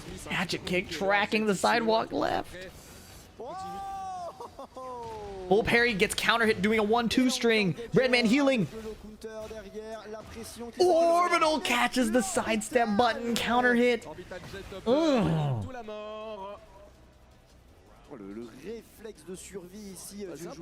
1-2 forward 3. Breadman spacing out a bit. Lowhigh responding by tapping his feet with the down 4. Breadman now counter hitting the down 4 with the jab. Wow. Down forward 1 confirms. 1-2 gets ducked. Wow. Sidestep duck. Recognizes the 1-2. And look at the reward. Oh my goodness. He's almost dead. Hatchet kick for 1 pixel into down 2. Lowhigh is feeling it today. The innocent 1-2 jab trying to deal with his forward movement and his sidesteps. Lowhigh just decides to duck. Ain is blocked again. Okay, but a heat engage for Breadman. Oh, he made a whip, but he wasn't ready to whip punish. Flash duck, no punish. Breadman missing huge opportunities. Lowhigh capitalizing, stepping to keep him at the wall. Forward dashing. He's giving up the wall position though. Down forward 1. 1+2 tracking. Taunt Oki. Boom bop. Oh, he missed the jet upper. Forward dashing. You will not get away from me. Oh my goodness. Oh my goodness, he's running him down to the corner with forward movement alone because he has the threat of the super parry or the Neo Incinerator. He spent the last like 10 seconds walking at him. Uh-oh. Oh, punch parry. This could be a disaster. Hatchet kick. Hatchet kick again. Punch parry 1 pixel. All of that aura dashing and Breadman still clutches it out.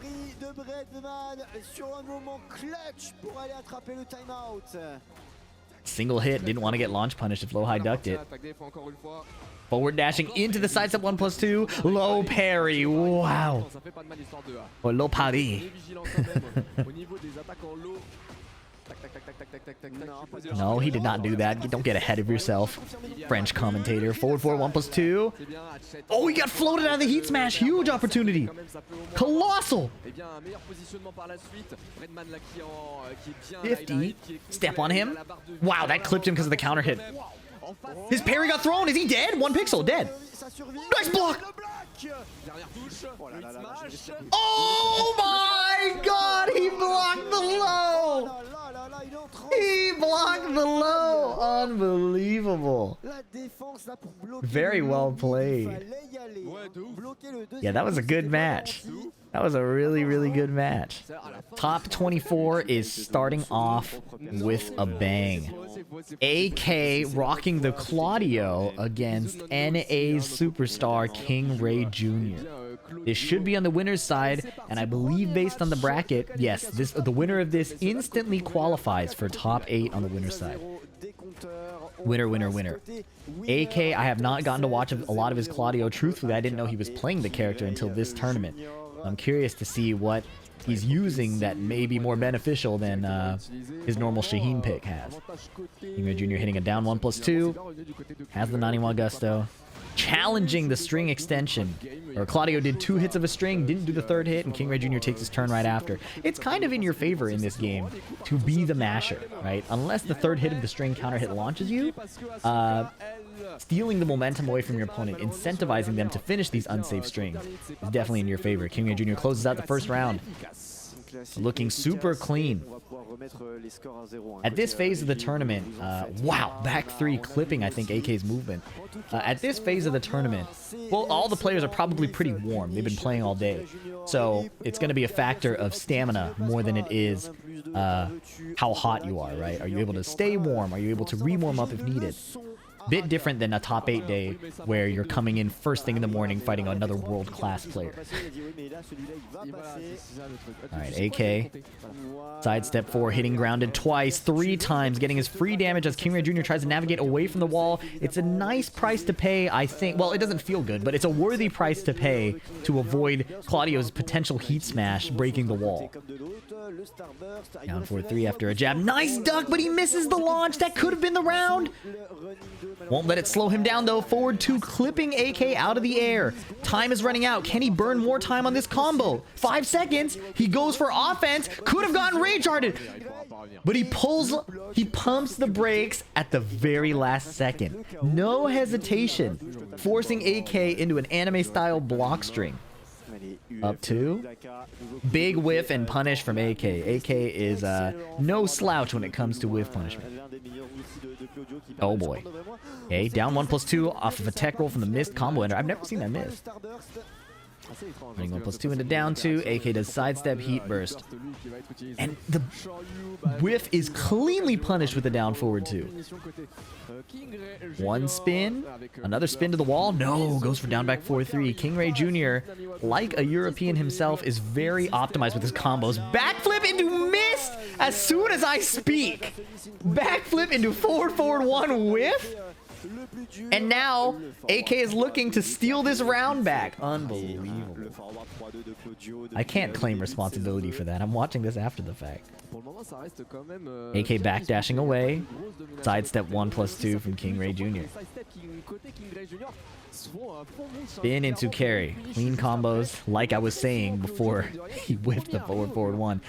Chip damage. Frame trap with up forward 1-2. High splat. Guaranteed follow-up. Blowing up the wall. This is the end. Heat dash? No, spike. What am I saying? Spike into forward 2 ender. Wow. A very fast round. Kingreyjr Jr. optimizing the combo to get him the high wall splat to guarantee the wall break into that follow-up. Definitely needed that. AK taking a sip of water. Not in a hurry to rematch. Contemplating his options. It looks like he'll be sticking with the Claudio.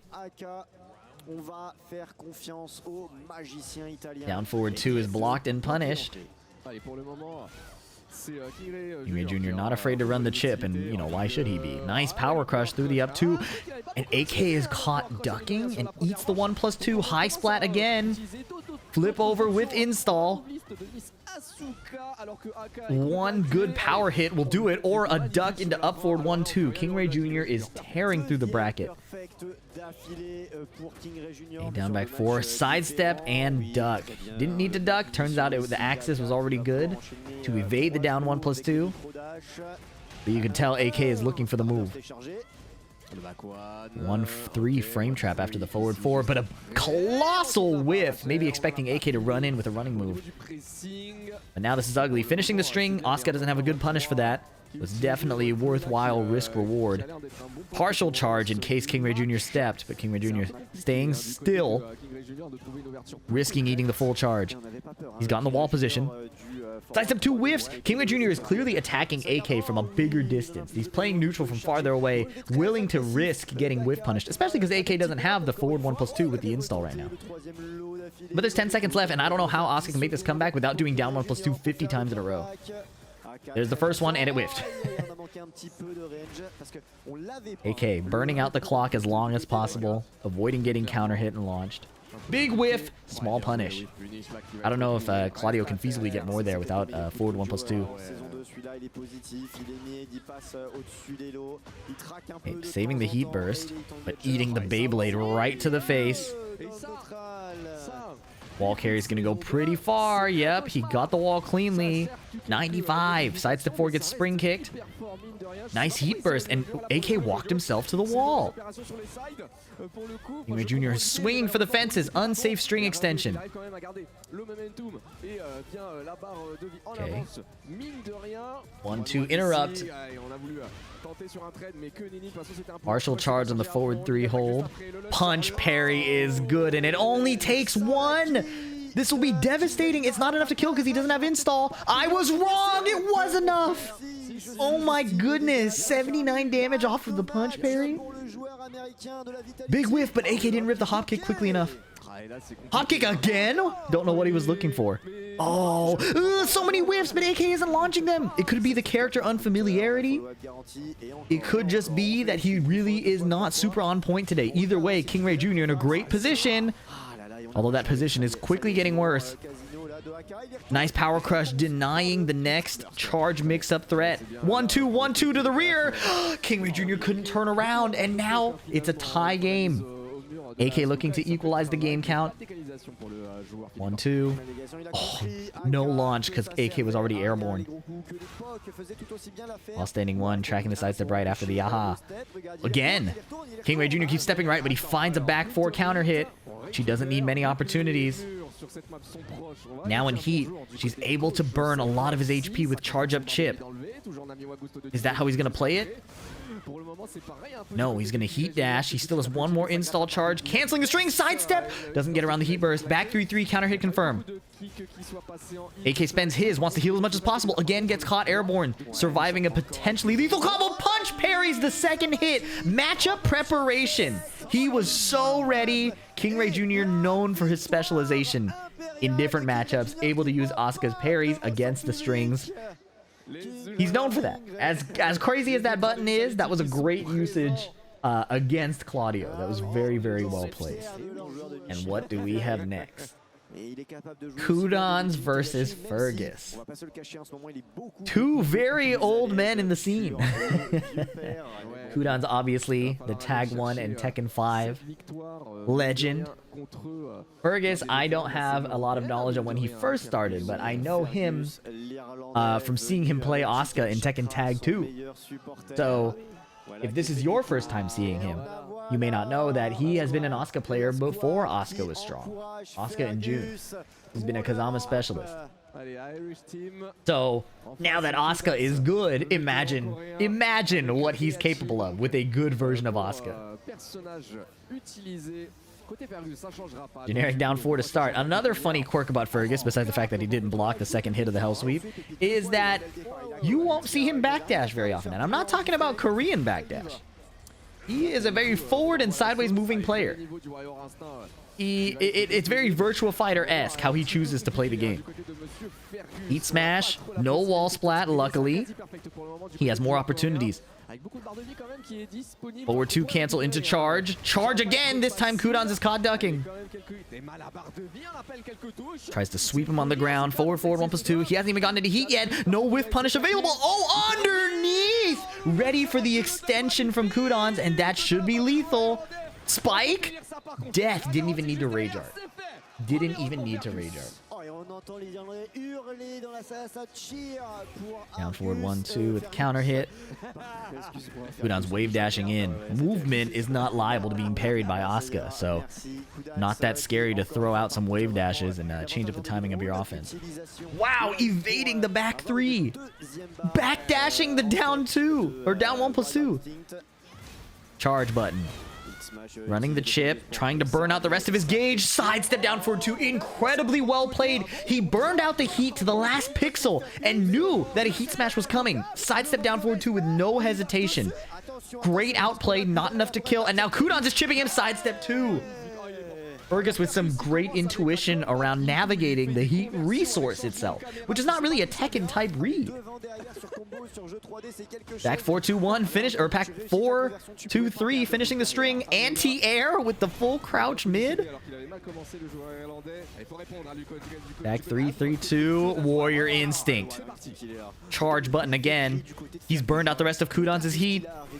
I've been playing too much Street Fighter. Burnout. Down jab. Oh my goodness, he was underneath the sidestep too. Forward 2 on whip punish. Wall splat. Fergus is so on point. High splat. Last pixel.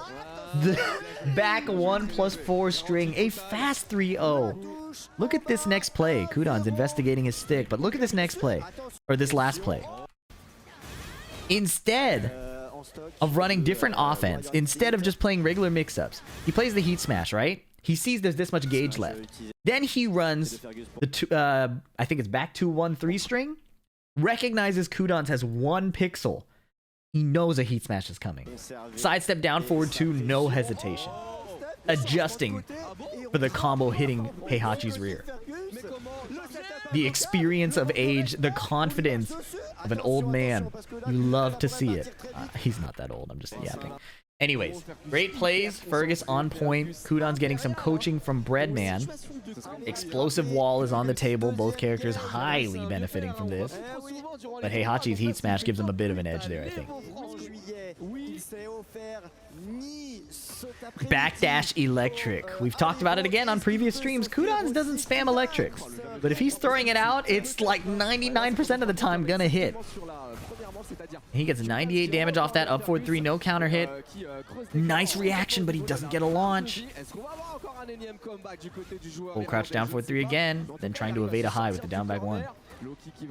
He's just running individual hell sweeps, but again gets caught going for the extension. Fergus making the first hit of the hell sweep whiff, despite his very minimal backward movement. Spike into the ground. Spike again. That does a ton. Standing 3, catching a side roll. Down 1+2. He ran up and caught him, even though he's moving backwards. Heat smash. Fergus is cruising through this matchup. Sidestep. Okay, full crouch down forward 4. Can't punish the low, so he goes for mix-up instead. Sidestep 2 is blocked and punished. Sidestep slightly, getting around Heihachi's jab. Yep, running the legs. Sees Qudans is playing a bit slow. Goes for a low, but this is probably going to blow up the wall. Bagoosh! Yeah, dead as heck. Okay,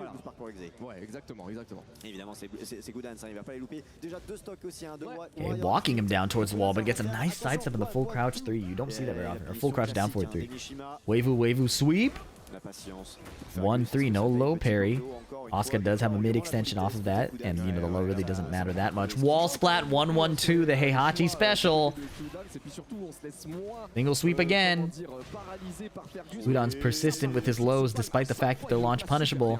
Fergus catching the sidestep with up forward 1-2. This is devastating because he's peeled him off the wall, gets way more hits and a ton of damage. The kip up is blocked. Sidestep 2 connects. Heat dash. Boom! Spike again? Oh my goodness. And Fergus is on set point to advance to top 8 on the winner's side. Undoubtedly one of his best performances to date at a super major. Sidestep 2 is blocked. Qudans doesn't punish, just hell sweeps. 1+2! Great call out. Oh my goodness, back 3-2. Or maybe it's down 3-2. A lot of threes. Final round. Nice! Stays ducking for the extension again. Qudans not running the mid. Full unblockable charge. He's got a half HP lead. Qudans is in heat, but no longer has warrior instinct. Anti-aired? Or air-to-aired with the hop kick? Spike, and Asuka has full install ready to go for at least 3 more hits. Destabilizer low is blocked. Hell sweep, heat smash, goes for the mid. Fergus ducked. He's now out of heat, but 1 more Nanimo Gusto charge. Qudans in position to win. He has a rage art. Down 1+2. This could be the end. 1 hit mixes up the string with the low, and Fergus advances to the winner's side of top 8. Qudans pokes him for the handshake. Hey man, I'm still here. This is a big win for Fergus. You can't blame him for being a little caught in the moment.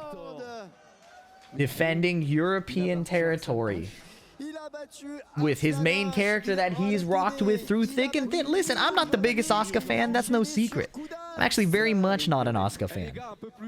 But rocking the character through however many Tekkens of how not good she was, hard not to be happy for Fergus to finally get a meaningful win on his home turf.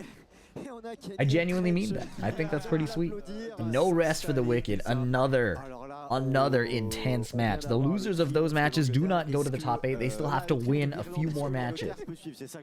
And here we have CBM versus Kaneandtrench. Jin Kazama, a shell of his former self in Season 1. Maybe that's a bit exaggerated, but he's certainly not as strong as he used to be. But CBM staying dedicated. He does have the Clive in reserve. Yoshimitsu also a bit weaker than his Season 1 iteration, probably just because of the HP changes. But a nice back 2-2 whiff punish. Kaneandtrench looking sharp. Down back 1, usually a reactable low, but slipping through CBM's defensive 1-1 counter hit. Slipping through his defenses. You know what I mean. Flip over. Unblockable sweep. He's sidestepping to try to peel him off the wall. Wrong extension, but it doesn't matter. Finishes the Manji spin kicks. Down forward 1. He doesn't need a lot, and he knows it. He's keeping it so solid against Jin Kazama, the man with a million mids and highs that travel across the screen. Closing it out clean with the down back 4. Nice flash, but wasn't ready to launch punish it. Ibuki knee. Kaneandtrench, a notable user of that move from Yoshimitsu compared to his other Yoshi brothers. Down 4. There it is, Fubuki knee. Bad breath extension. Helicopter spin. Doesn't have no sword stance, so he goes for that specific ender. Oh, forward 4 misses. CBM heat bursting. He's got his back to the wall. As long as Yoshi doesn't spin out, he's in a great position. Electric. Heat smash clipping Kaneandtrench's movement. Exactly what Jin Kazama is known for. You can't get too frisky moving around or you're dead. Or you're dead. Oh, sidestep 1, evading the down forward 2. Whiffs on both sides. Not many whiff punishes. Back 2 and forward 4 gets counter hit by sidestep 1. Kaneandtrench holding back the second hit of the string, but not hesitating at all. High splat flash grounded hit. New string challenged by CBM. Shark attack first hit. CBM blocks the sidestep 1. Counter hit magic 4. Delayed it though, so no wall splat. Stature kick. Can he get away? No. It's a thick heat burst. No wall splat, but he has to guess for his life. The parry on the mid. Great choice. Heat burst. Able to salvage the combo. He has the heat smash. Breaks the 2 throw. Oh, small sidestep on the 1+2 throw. Breaks that one too. He's sharp. Reactable slide. He's dead. That slide is nasty. That slide is nasty. Sweeping the feet. Forward 4. Fubuki knee. Bad breath. Wall splat. Yes, he was aware and ready. Goes for the stance mix-up. 60%, 70%. Airborne hop kick. CBM. Stopping the bleeding. Sidestepping away from the wall to extend this combo. Get as many hits as possible. Get as much healing and damage as possible. Very optimized. Down 4. Breaking that throw. Dash electric. But now his back's to the wall. Gets counter hit. Unblockable. CBM stays down. Electric counter hit. He needed that. Heat dash? Yes. Combo extension. 1 spin. Wall to wall. Last hit. Hip up. Spinning all the way. Back to 1. It's not over. Down to 4. CBM. Fully optimized combo. Staying solid at the end. It's a final round for game 1. Sidestep 1 counter hit. Great start. Down 2-2-2. High splat. No time to flash. He's too far. Guard break on the tech roll. 2-2. Sitting on his feet. Gets anti-aired again. Boom. Yep, laser scraper. He had 2 wall hits. CBM very combo aware. Whiffed flash into wall splat. Very fortunate. He's gonna spike him down. Guaranteed hook fist. Or that's not the hook fist. You know what I mean. Parry is too early. Heat smash on the table. Now what? Yes. Yes. Kingreyjr sit still. 13 frame punish. CBM folding a little bit at the end there, throwing out the 2-4. Kaneandtrench blocks, takes the easiest punish available.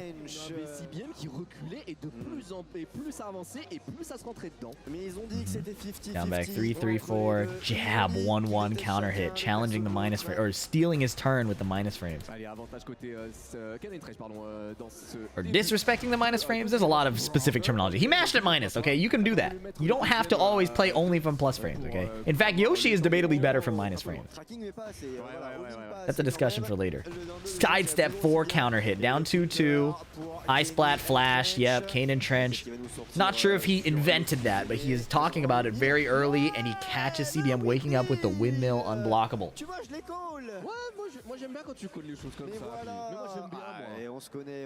Kaneandtrench doing some empty sidesteps and then sidestep 1 with punish by CBM's precise electric windhook fist, but not a precise combo. Down back 4 is blocked.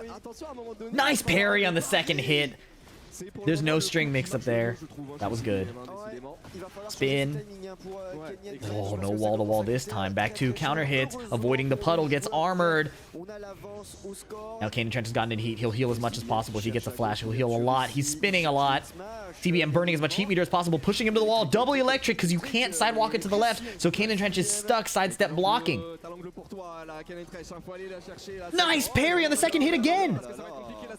DF1, DF1. Back 2-1. CBM doesn't need to risk a low, so he just goes for something real quick and then right back to the mids. Back 2-1, attacking from really far away, really safely. Dash electric after the whiffed sidestep 4. CBM is locking in. Gets him to the corner. Not a lot of room to spin out, but Fubuki knee. Again, Fubuki knee. He's taking some punishment, but he's getting out of these ugly positions. Well, the first time he got out of it. This time, it put him back in an ugly position. Down 4. Nice mash. Down 4's minus on hit. Spike to the ground. Healing a lot. Even past his gray health. Yoshimitsu can heal past his gray health with his no sword moves. Unfortunately, he dies to the heat smash. Sidestep 1. Forward, forward, 4. Contesting any movement after. Dodges the Fubuki knee again. CBM is looking really activated here. Not running into the sidestep 1s. Placing his electrics really well. Kaneandtrench may need some new answers. Forward, forward, 4. CBM has seemed to adapt to everything that Kaneandtrench has been doing. Down forward, 1-4. Extension. Baited the duck and launch. Very nice game 2 from CBM. Amazing adjustments. That was really cool. And now they're on the exploding wall stage. Oh boy.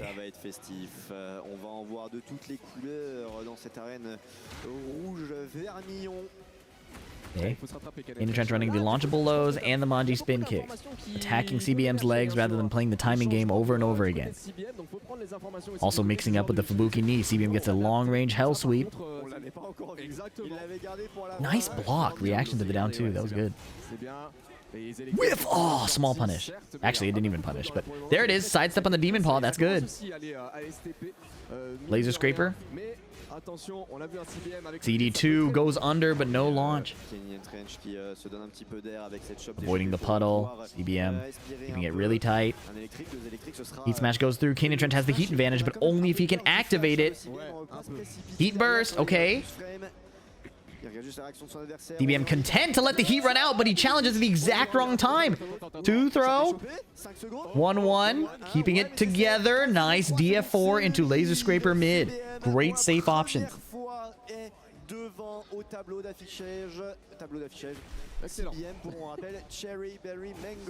Running 3 instead of just the Fubuki knee, taking his chip damage.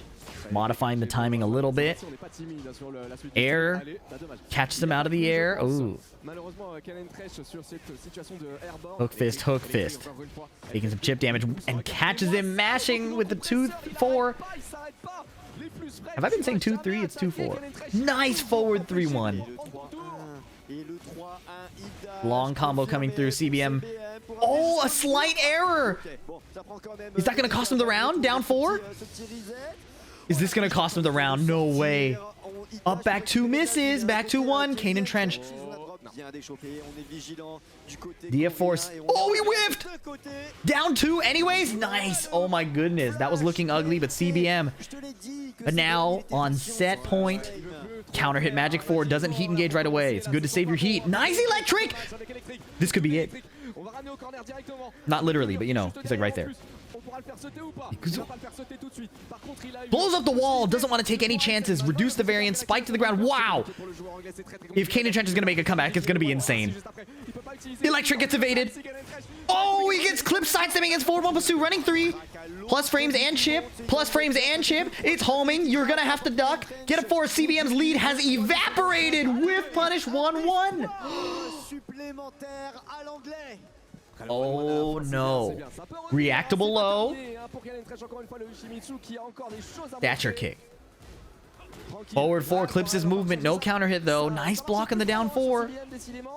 Kaneandtrench surely is foaming at the mouth to hit another forward 1+2. That was a devious robbery. Bad breath from a distance. Sidesteps the demon paw. Sweep the feet. Slash the head. Sweep the feet. He's got a lead again. CBM has not activated heat. Sidestep burst. It's time. Back 3-2. Gets caught again by forward 1+2. And a tap to the toes to tie it up. It's now final round. CBM had what looked like an unlosable round, and now he's in the air. Wall splat, high splat, spike ender, half HP. Where did the lead go? He has to stay composed. He gets hit by a counter hit Fubuki knee. He breathes on him. Heat dash is coming. He's gonna die. Oh my goodness. The comeback of the tournament, surely. Surely the comeback of the tournament thus far. Kaneandtrench exploded and found the exact comeback moves he needed. Wow. Unfortunate for CBM. He was right there. He was so close. Look at this. He was right there. I can't believe it. This position. It's never over.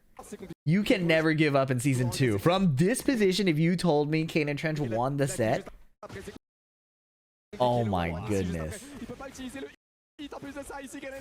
Wow. Chip damage is crazy. Look at, before the chip damage, look at his HP. They're tied. Unbelievable. Unbelievable. Whoa. Well played to Kaneandtrench. That is a painful defeat. He goes down to the loser's side. Who do we have next? Sin versus Jeondding. Oh yes. So Sin, slightly different Yoshimitsu, less Fubuki knee, more run up full crouch. I don't know how useful that's going to be against Eddy. I don't know if Jeondding has scouted that. We'll find out. Raw up forward 3, but drops the flash. You have to dash up a little bit. Okay, clips him moving.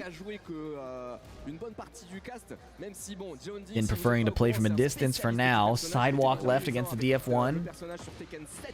Going poke for poke, but he gets counter hit by the back 1. Whiff! Not able to get the whiff punish, but he spams the knee again and it connects. Persistence. Sidestep right flash. Adjusting for this combo. Forward 1+2. He still has some heat to do it again. Spends it. Gets floated by the 1-2 Jeondding. Looking to secure the round. Heat smash. Sweep of the toes. Sidestep 3+4 does not connect. Then runs the Fubuki. Spins out of trouble, but span too far away. Spun too far away. DF2 gets jabbed. Flashed out of the forward 3 on hit. Backdashing away, even with heat. Doesn't go into stance off of the new string. CD2 after blocking the heat burst. Only +1. Dash flash. Forward 2 ender. Doesn't put him in rage. That's actually kind of nice. If he's not in rage. Well, you know what that means. You can't get rage guarded. Whiff! Oh, but down 4-2 doesn't launch crouchers. He's out of there. Back 2-2. Touch his toes? No. Uh-oh. No duck in the last hit. DF4, he's just trying to keep him out. But every time Jeondding connects on block, he's healing. And getting a launcher will obviously help too. 2 straight rounds for Jeondding. They are really close though. The round count doesn't tell the whole story. Spinning. Both players content to play it a little slower. Down forward 2 is blocked. Great patience from Jeondding, but he eats up a Fubuki knee as soon as I call that. Flash to spin. Sin, healing. Low is blocked, but slides when they're meaty. Can't tell if you can launch them or not. So Jeondding plays it safe for the punish. Heat dash, air to air launch. So the scaling is terrible. Each hit is doing like 2 damage. But if he gets the wall, none of that matters. He's dead. 3 straight rounds. Then turning around, pointing. Will somebody please get up here and coach me? Jeondding touching his back too. Sir. Sin completely ignored him. I wonder what he was going to say. Back on another infinite stage. In fact, the wall is further away. As a Yoshi player, that kind of sucks because you want the wall to enforce your unblockable sweep. Sin notably not using his full crouch down forward forward, the homing sweep very much. He uses that in a bunch of other matchups. Instead, leaning on that Fubuki knee. Dropping the combo? On the qualification match for top 8, you don't want to lose your sharpness. Jeondding fishing for the back 3 counter hit. Forward 2 attempted whiff punish, I assume, but does not connect. Fubuki knee. He's not airborne though. He's just back turned and gets heat smashed. 4 straight rounds for Jeondding.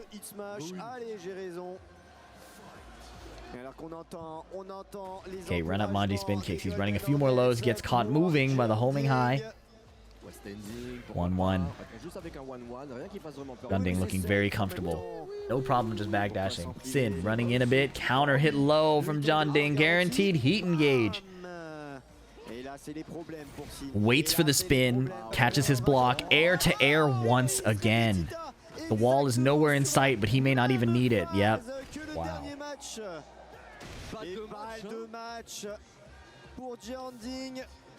Sidestep 3+4 connects.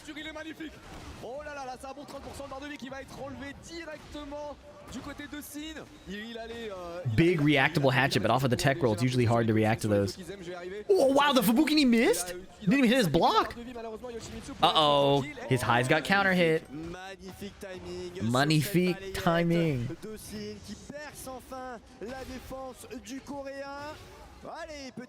One throw. Gets clipped. Finishes the whole string. He can flash between that. Matchup knowledge from Sin. These Yoshi players are nerds, man. They are not going to be caught with a lack of information.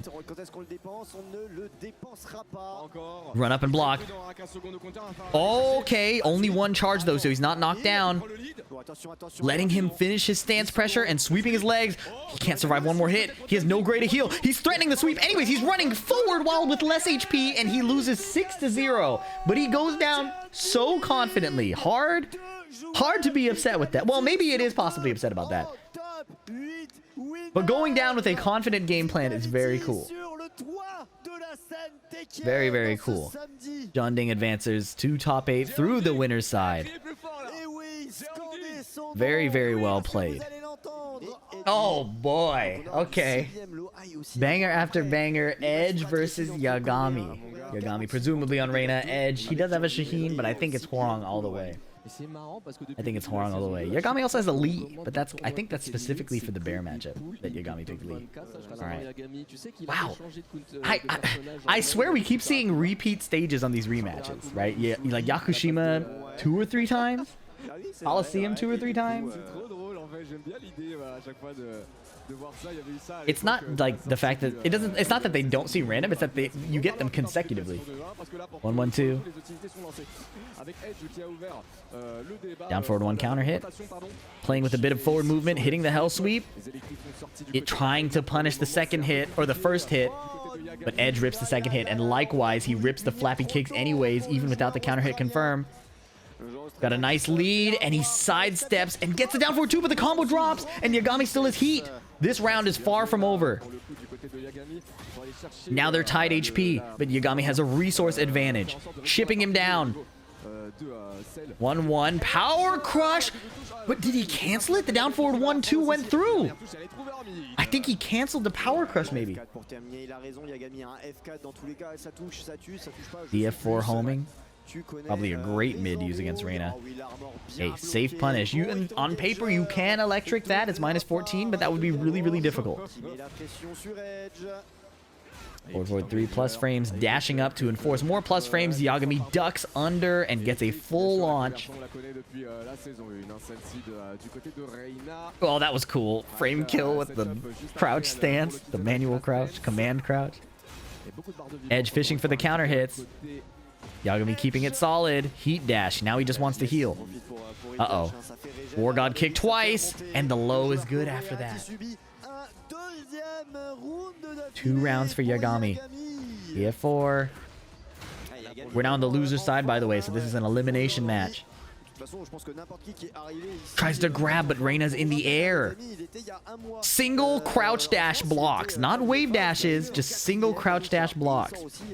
Gets caught by the huge mid heat engage. Underneath the flamingo high kick and getting an electric whiff punish. Yagami is so sharp.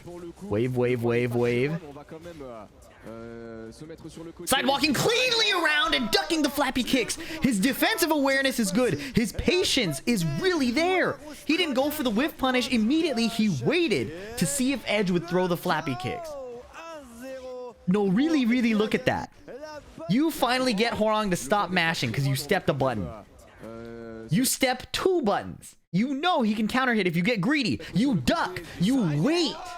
And then full crouch down forward 4. Such precise defense. Such patient defense. You punish too early at any point, you're the one that got launched. Very, very great play. Wow.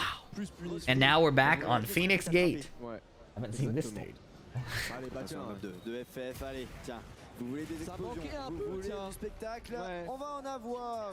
Oh, okay. Down forward 2 counter hit. A FDX combo if I've ever seen one, but he's still playing the game. Keeps it moving. Plus frames. Little wall crush there. EF1-1 catching the sidestep left with the down forward 3 plus 4. Nice. Sweep underneath the electric. A high percentage choice. DF2, but Yagami did a crouch dash block outside of range. Electric catches his advancing button. Sidestep 4, 2-2-1. Edge power crushes straight through it. Down back 4. Enhanced hell sweep. Heat smash. Changing stances to a quick low poke. He understands that Yagami is playing pretty well defensively against Hwoarang, so he's changing his options up. If Yagami's waiting for the flappy kicks, he can run a different style of offense. Sidestep left around the launcher out of Flamingo. Can he kill with this wall here? Jab down. No. Heat dash down 4-1. Lethal. 93. Off of a sidestep against the Flamingo stance. Yagami showing great anti-Hwoarang defense. Counter hit War God kick. War God kick again. Now he's hell sweeping. Sidestep left around the heat burst. Every option is simply successful. Spike. Stomp. Oh, standing forward to down 4-4. Was that a setup? Unbelievable. He was dead and now he's about to kill. Kick him back towards the wall. Free back 3. Step on the toes. Sweep the foot. Wow, I thought he was dead. I thought he was dead. Standing forward into down 4-4 counter hit launch. Unbreakable throw. Delayed get up kick. Dragon lash. Uh-oh. 3-2 counter hit. Does he take the floor? He's charging up. Cancels. War God kick. Uh-oh. That's what I was talking about. Reina has a meter spend low in heat. She still has heat available, but she was able to blow up the floor with her old heat smash. No, that missed because of the sidewall. Nice challenge for a full heat engage. Oh, just frame skyrocket. The exact time he needed that. Down 3-4. Enhanced sweep. Suddenly everything is going Edge's way. Woo! Down to 3+4. What was looking like a Yagami sweep was Edge's opportunity to make a comeback. Yagami not covering the exact option that Edge could use for maximum reward and to save himself from death. This is the last game they have to make their outplays. The last chance to spend their reads. Edge is leaning on the down 3+4, gets him under electric and under jab. Yagami would have to forward to it. Nice punish on the power crush. Down to 1+2. The don't do anything after my heat engage button. EF4 sidestep blocked. Underneath. Flamingo 2 jab. Edge wanted to counter hit him. Reina stance parry, does a chunk, 40 damage, and a simple mid.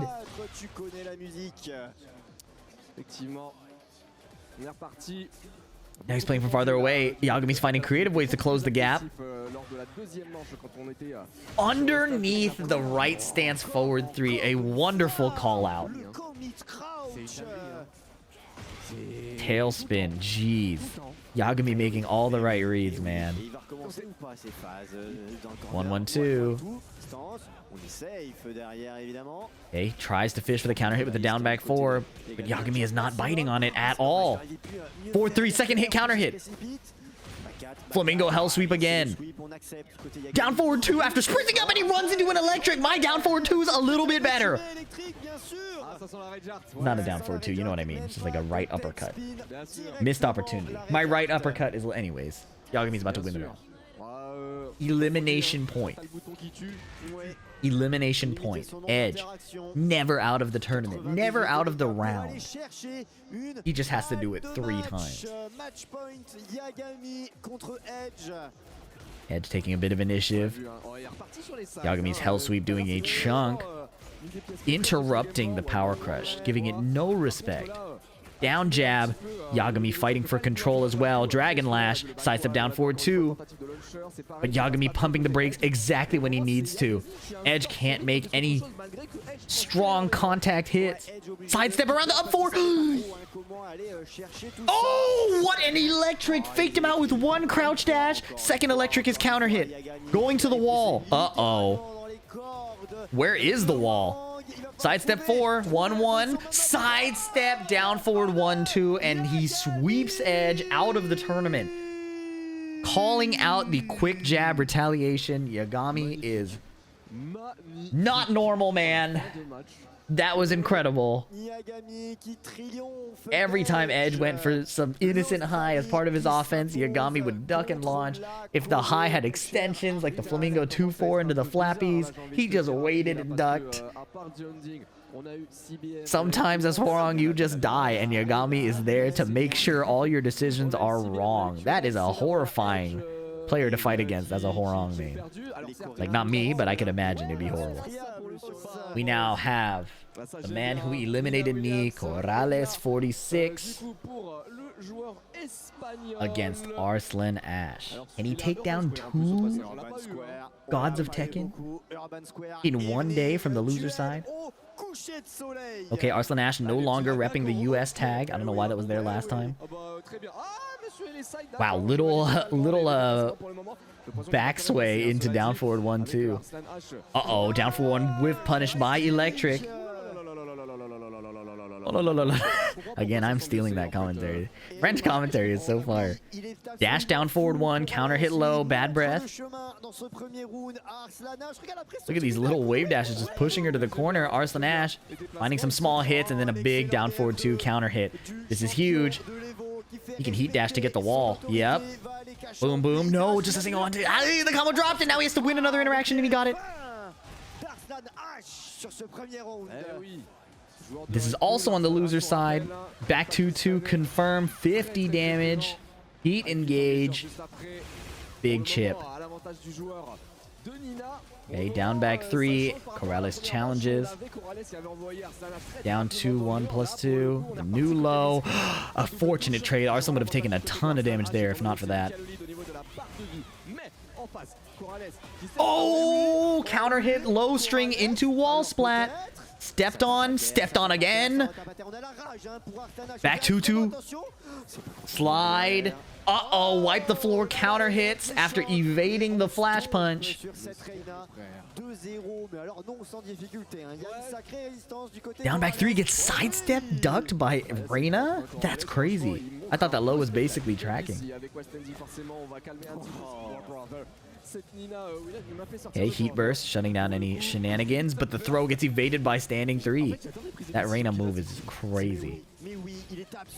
Down forward 1-2, counter hit. Omen, God Fist. Nice duck, but Arslan doesn't launch it. Dash down forward 2. There it is. Duck while standing 2 on an electric.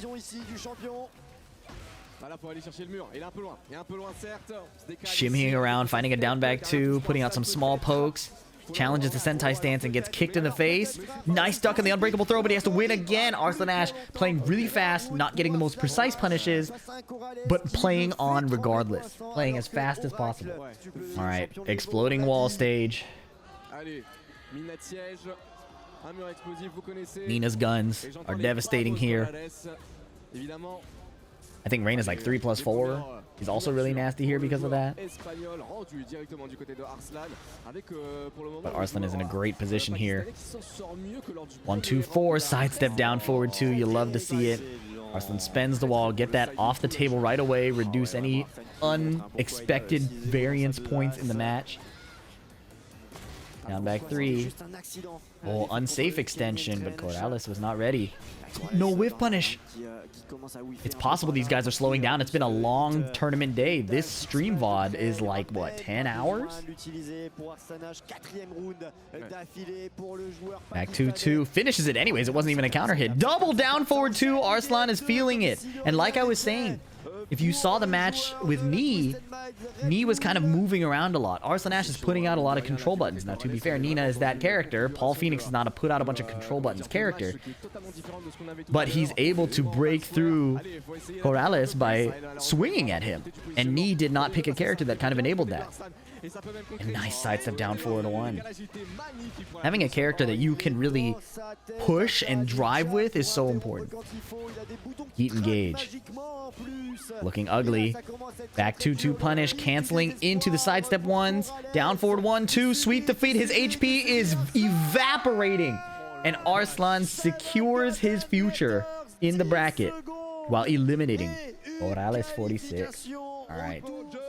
Here we have more EU on EU gameplay.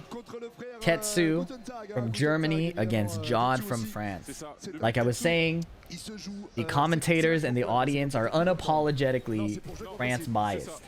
There's no way around it. They are a very passionate country about their players. So it's not Tetsu versus Jodd, it's Tetsu versus the country he is currently in. Jodd's style of Nina is also significantly different from Arslan's, whereas Arslan is a very aggressive poke and kind of control player. Jodd is very content to do nothing a lot of the time. And sometimes he'll just find the exact robbery button he needs and an insanely optimized combo to just delete all your health. Now, I don't know how useful that is in Tekken 8. And obviously, Jodd is capable of playing a bit more of an aggressive style, but it's a noticeable difference. Now, Tetsu is usually a Claudio player, but people have called it a pocket Lidia. This Lidia is good enough to be in the main rotation. Slight side steps to make sure the combo goes off without any unexpected difficulties. Heat burst catching Tetsu out of the hop kick. Doesn't spend the heat dash. He has a lot of meter to use still. Just calling out the stance with a down forward 2. I'm not gonna guess. You're gonna die. Stomped on the feet. Plus frames. Oh, sidewalk cleanly around the heat engage. Incredible opportunity to capitalize on. Faut être confiant, faut aller dans la bonne direction, faut pas se faire clip. Ouais, franchement c'est fabuleux. Donc il a un round partout. France-Allemagne, c'est un classique évidemment, ils se sont affrontés. Okay, Tetsu playing a down forward 2, canceling the stance after, making it safe. Et notre ami Jodd, notre star à nous aussi, avec le frère X-Mark. Jodd throwing small down forward ones. Tetsu looking for side steps left after. Floated again out of an airborne option. And Jodd's going to get wall off this. Again, the optimization is second to none. Sidestep 1 goes into a charge sequence after. The VOD has skipped. And now he's dead. Let me rewind and see what happened. Yeah, we lost a few seconds there on the Evo side. Yeah, we lost 6 seconds. Anyways, for whatever happened, Tetsu is dead.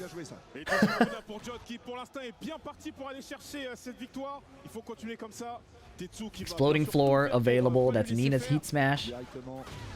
That will be devastating to get hit by. Unblockable high. Run it right away. Take your damage. Make them commit to the duck. Uh-oh. Does that blow up the floor? Generic throw. No break in the counter hit. The counter hit generic throw. Spike to the ground. And Tetsu is now tied up. He has 3 stacks. Lidia, an absolute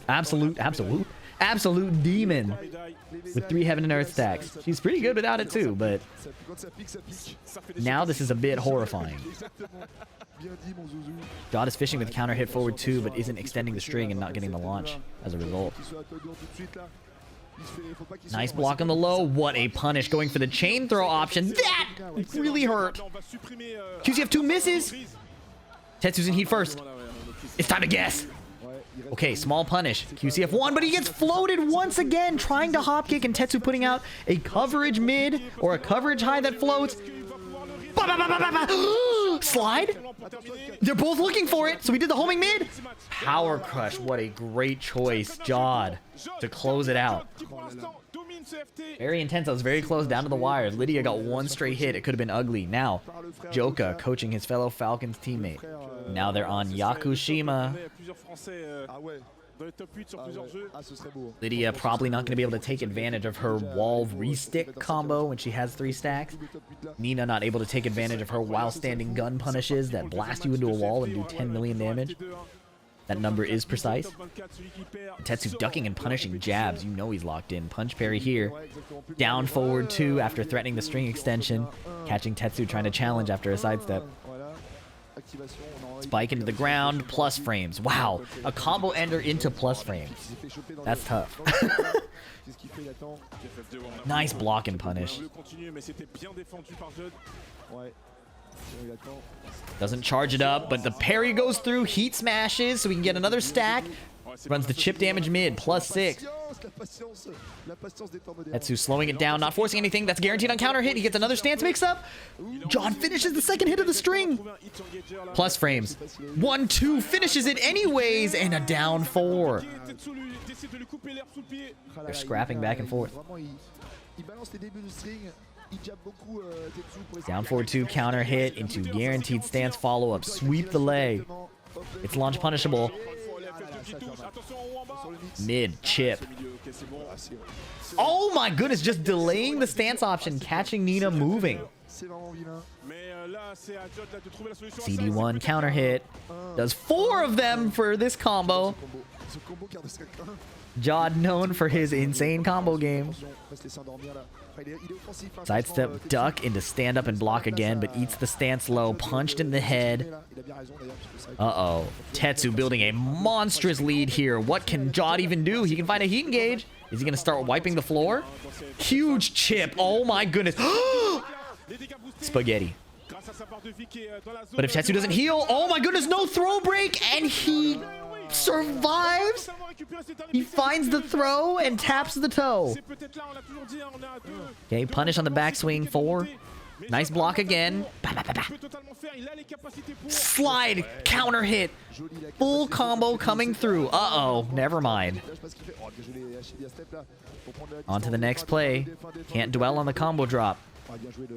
Back 1, heat engage. This is ugly.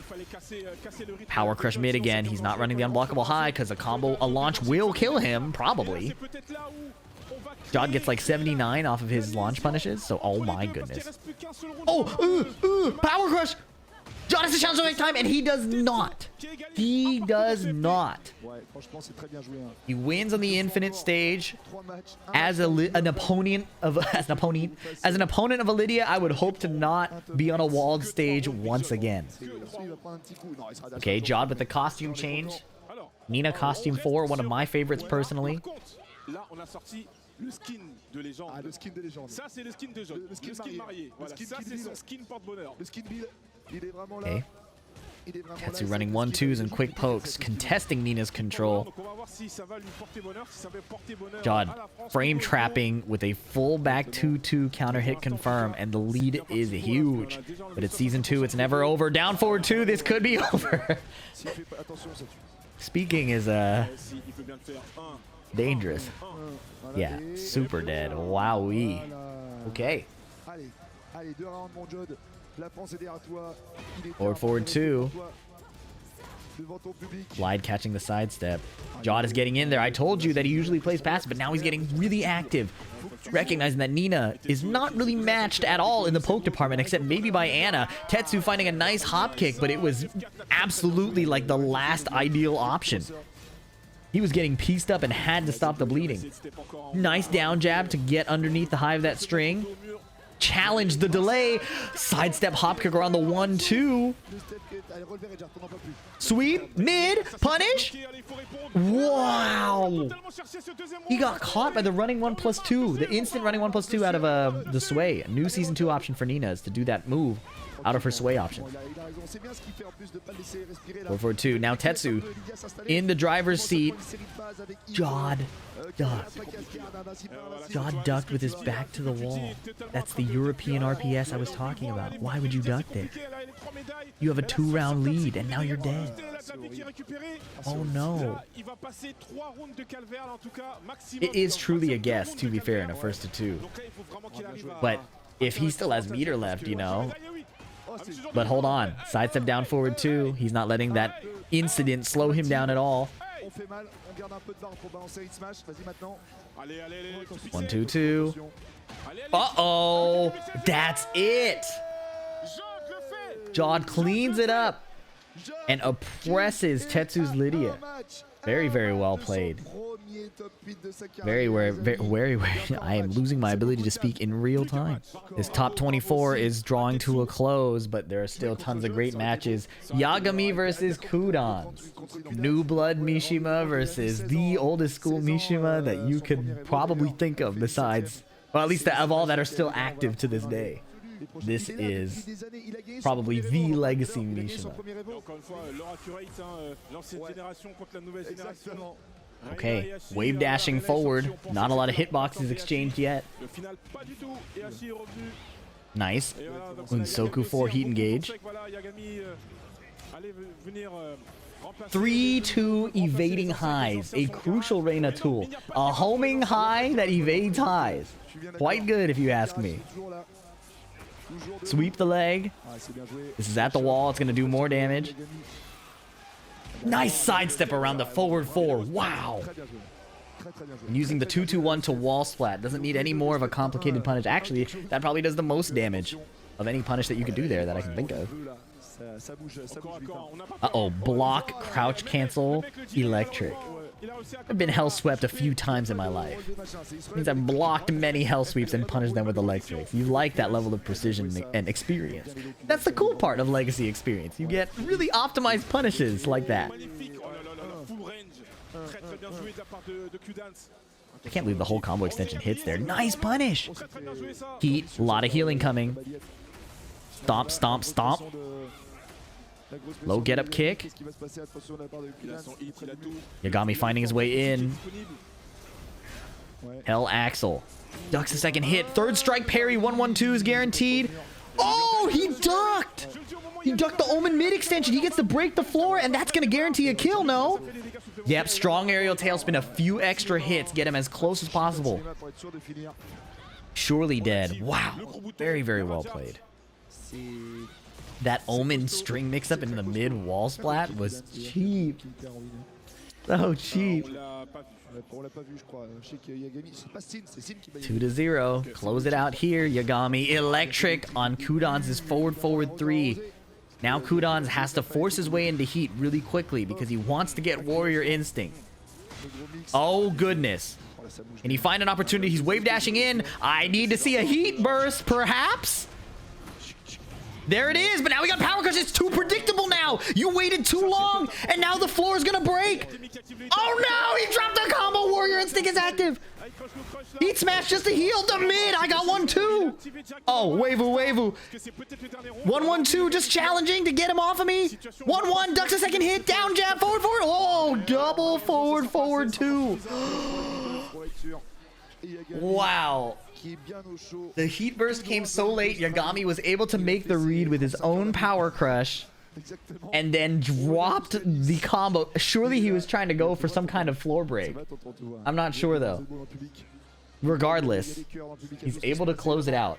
And now Qudans' back is to the wall. This is the qualification match for top 8 right here. Sidestep 4, Yagami getting aggressive, getting right to it. Duck on the electric, 1-1-2. Qudans is not only a legacy Mishima player, he's a legacy Mishima player having played games where Mishimas were the only like viable characters that can tag. So, getting around electrics and hell sweeps, you know, just another day in the office.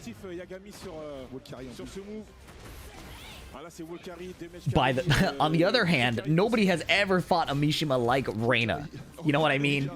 Reina is the Mishima made to answer the suffering of Mishima players for the past 20 years. What a parry! Any frustrating pain point you may have ever had as a Mishima player, Reina is designed to answer. They gave her a parry. That parries anything. And you might argue Heihachi had that before, but he used to take a ton more damage when he did his parry. Trade combo. High splat into Demon's Breath. Charge up. He sidesteps, but he still gets clipped a little bit, taking some damage. Back 4, colossal counter hit, but the wall saves Yagami from a more painful fate. Counter hit! VDX combo! Unbelievable! Electric. Oh, he ducked the electric, but he missed. 1 back 2, counter hit. Down 4 is coming. They're fuzzing each other. They're stepping each other. Reina is so skinny. She can step everything. No whip punish. Down 4. Ooh. Yagami really making the most of his last pixel there. 1-1-2. Grab his head, his bald head. Gotta let the rest of that hair go, old man. 1-1-2 interrupt. Went for a string after, but got interrupted by the heat burst. Hell sweep. Hell sweep counter hit. Disaster.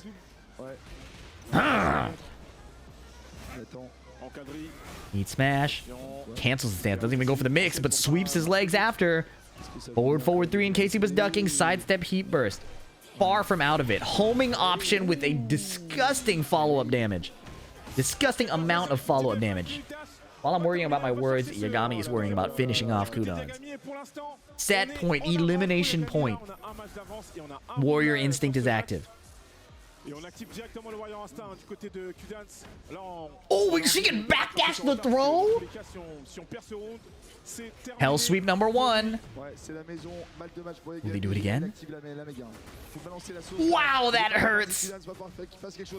Hell sweep. Hell sweep. It's no longer a stagger on block. Heat smash. He went duck, duck, goose on him. He still has Warrior Instinct, even though heat smash is gone. Down forward 1-2. He can't heal anything, though. War God kick. Hell sweep is blocked. Crouch cancel electric. Qudans refuses to die. 2-2. To stay alive in the tournament.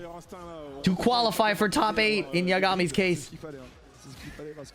Qudans' pokes are keeping out Yagami entirely. 1-1-2 wall splat. He's found a fast poke timing that is countering all of Yagami's approach timings. Clean splat. Bam, bam, bam. Thump punch. Uh-oh. Uh-oh. Sweep. He's not afraid of getting launched at all. Step on him. No, he blocked. There were so many particles I couldn't tell. Down forward 1-1. Uh-oh. Last chance. Stance gets jab interrupted. He heat dashes to heal. Tries again. Oh, goes for the high, but he gets 1-1-2. The last pixel. Oh, he just insists on the mids, and he's tied up the game. This is their final chance to qualify. Okay.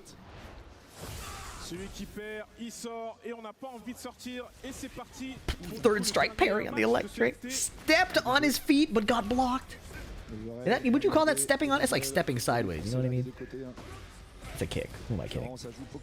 All these hell sweeps. So few of them blocked. 1-1-2 on counter hit. Flash ducks the throw. Oh god, broken toy, tons of damage. Down forward 1-1 interrupt. Qudans has shut down the way that Yagami wants to approach on offense.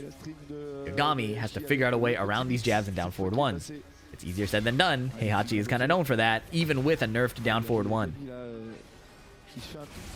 He's in though. Heat burst, he's out. Stance, headbutt. Oh my goodness, duck, duck, goose again. Ducking the high, but only getting a jab punish does not feel good. Right in is good, but he's already out of heat, interrupting the Unsoku stance. Down forward 1-2 counter hit again. Qudans running away with it. The mid electric. Bah! Forward 4 stance. Tries to grab his head. Nice block on the hell sweep again. Qudans hitting every hell sweep. Yagami unable to land any. Double electric is good though. He needed this. Under damage. Got over 50%. He's pushing the offense. He wants to close it out here. The hell sweep gets interrupted. Counter hit back for Qudans. Smelling the desperation. Puts out a fat counter hit. Gets to the other wall. Interesting combo choice. Down 2 whiffs. That may have been a messed up electric, and that could be the end. Guard break high. 1-1-2. Now wake up and guess for your life. Kip up. They're playing from so far. Oh, he got the electric, but it traded. It traded with the forward 2, and Qudans eliminates Yagami. Forward, ha la la la la. Yeah, Reina's forward 2 might be the only move that would have traded with electric like that. Look at this. She was here. That is crazy. If it weren't a 12 frame mid, Qudans would have cleanly counter hit. Wow. Ha la la la la. Regardless, GG's. Unfortunately, Yagami finishes 9th at EVO France. And Qudans makes it to top 8. You can update the game, but I'll still be relevant. Can't patch him out, man. Oh boy. Combo breaker run back. AK versus Arslan Ash. AK running the Claudio once again. Arslan sticking to the Nina. No Anna today.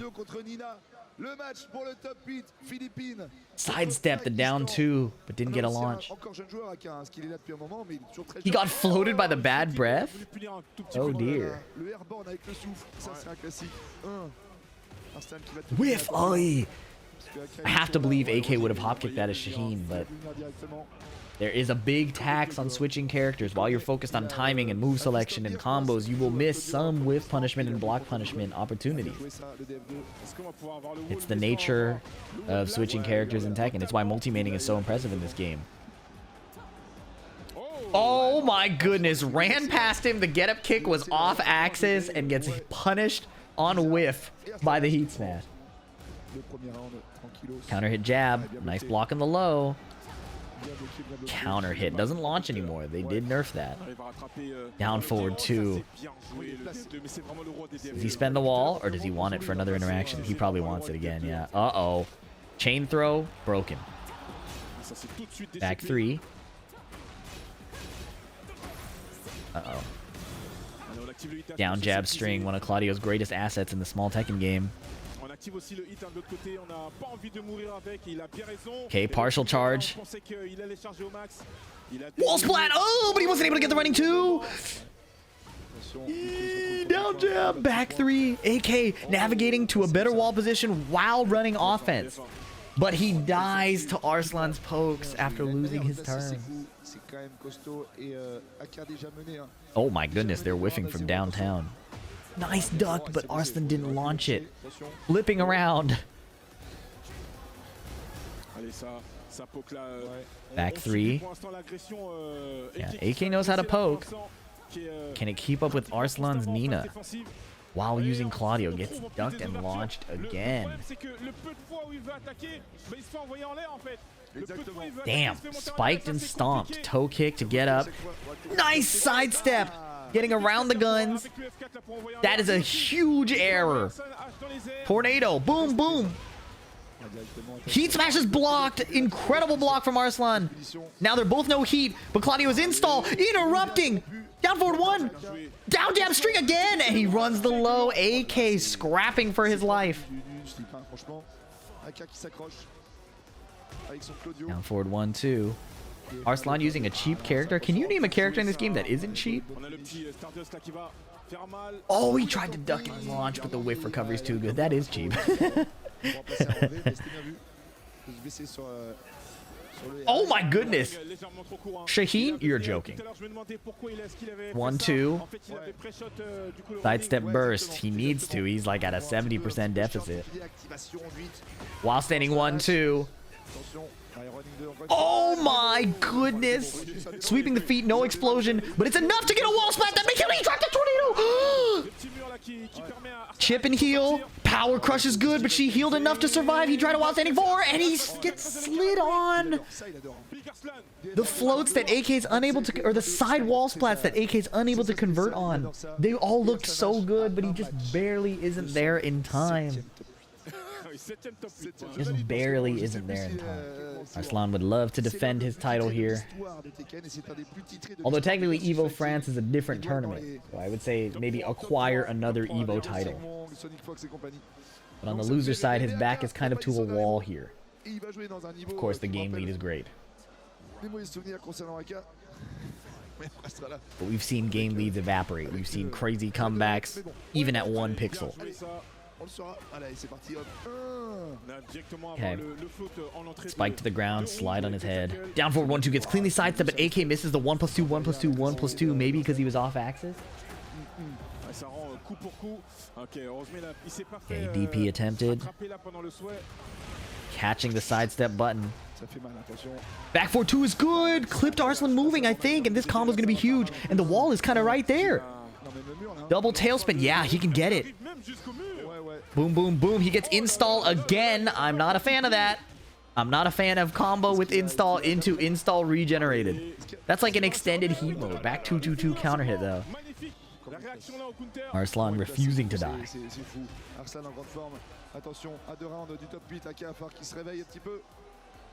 Down forward 2 from downtown. I wonder if he was trying to catch AK running in. They both slowed down so much here.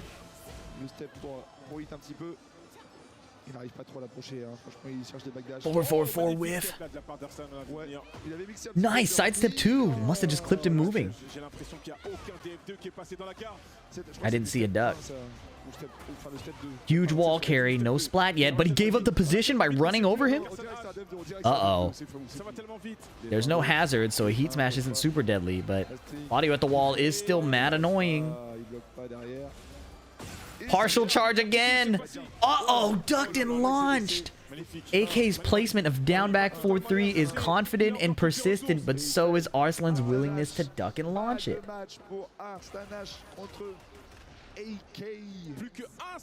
And now, elimination point for Arslan to secure a top 8 placement to take AK out.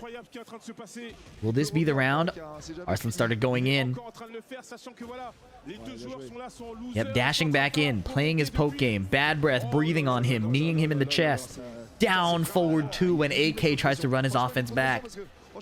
Giving up a combo, an act of mercy perhaps? Okay, oh, trade. Chip damage. Oh, the second hit! Extension AK. You are out of opportunities and the low get-up kick gets jumped over. Good games.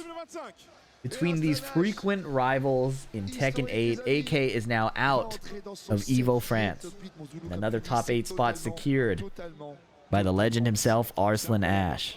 If I'm not mistaken, we only have like 2 more matches left. We have Jodd versus Sin. Sin getting extremely hype. He said, "What are you doing?" Dude, stop. No surprises here. Yoshimitsu versus Nina. Jodd shelving the wedding dress outfit once again, much to my dismay. This is another top 8 qualification match. Jodd, obviously the crowd favorite, hailing from France. Sin seemingly having a different approach for every matchup, which, you know, is a very logical thing, I suppose, like especially in a game like Tekken 8, but it's cool to see it play out. Wow! Instant while standing 1-2, getting around the highs, spike combo into kill. Even when Sin slows down, he is still very visibly, like, mentally active. And you can tell when he does finally make his play. There's no part of the game where he's, like, checked out or zoned out, you know? Even where he's standing still and just backdashing, he's paying attention. And that's not to say Jodd isn't, or that other players aren't, but with Sin, it's the most noticeable. Because Yoshimitsu players will do a lot of sitting still sometimes. And you never really know what's going on in their heads. But when Sin makes his play, you can tell he's paying attention. 2-1 counter hit. Dominating lead so far. He's barely losing HP. Nina, usually a poking demon, usually able to oppress Yoshimitsu. And as soon as Jodd seems to realize that, he gets flashed. Clean splat. Okay, side rolling out of trouble. Well played. While standing 2. Changing up his offense. Back turn ducking to get away from the wall. Tip of the toe sweep. Mid, but no wall splat. Backing up a little bit. Back to delay into heat dash. Trying to catch Jodd, getting a little antsy. No luck. Forward 3. Bash the head. Sweep the leg. He's changing stances, creating a bit of confusion. Missed punish from Jodd. Nice block on the low. Sin sent it, and he has rounds to play with, so it's hard to fault him. But the thing is, Jodd is about to burn out most of the timer with this combo. If he blows up the floor, he's dead. Kip up counter hits. He's healing. He can heal. The gray health is in. Yoshimitsu's favorite 3-2, 3 extension. Is he dead? He ducked. Okay. While standing 2, he goes into full crouch with a no sword stance to threaten that sweep that you just saw. But then he just runs the mid. The biggest risk Sin is taking is in the neutral, right? Where he runs up and ducks. But his offensive options are actually mad consistent. Sweep there. Nice side step. Oh, and he ducks the jabs, the quick jabs. Trying to catch him on the ground. Oh, missed punish. And Sin is playing so fast. Where is my coach? Get over here. What is Sin doing? He is so excited. Alright, he's settled down. Oh yeah, I have some water. Should drink some of that. Oh, there he goes again. Alright. Wow, how fitting. Jodd defending France is fighting Sin on the France stage. The wedding dress is out. It's time to stand up for your country. Wow, she backswayed away from Fubuki knee.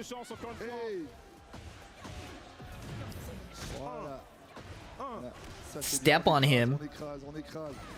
Uh-oh, back 1+2 whiffs. He spun out of trouble. Bit of a sidewall situation here. Sin doesn't go for anything crazy. Wow, mid twice. And the forward 1+2. Tornado. Spike. Standing on his sword. Wow, she went over the low. Jodd swinging now. Has a lot of gray to heal, but eats a sidestep too and dies.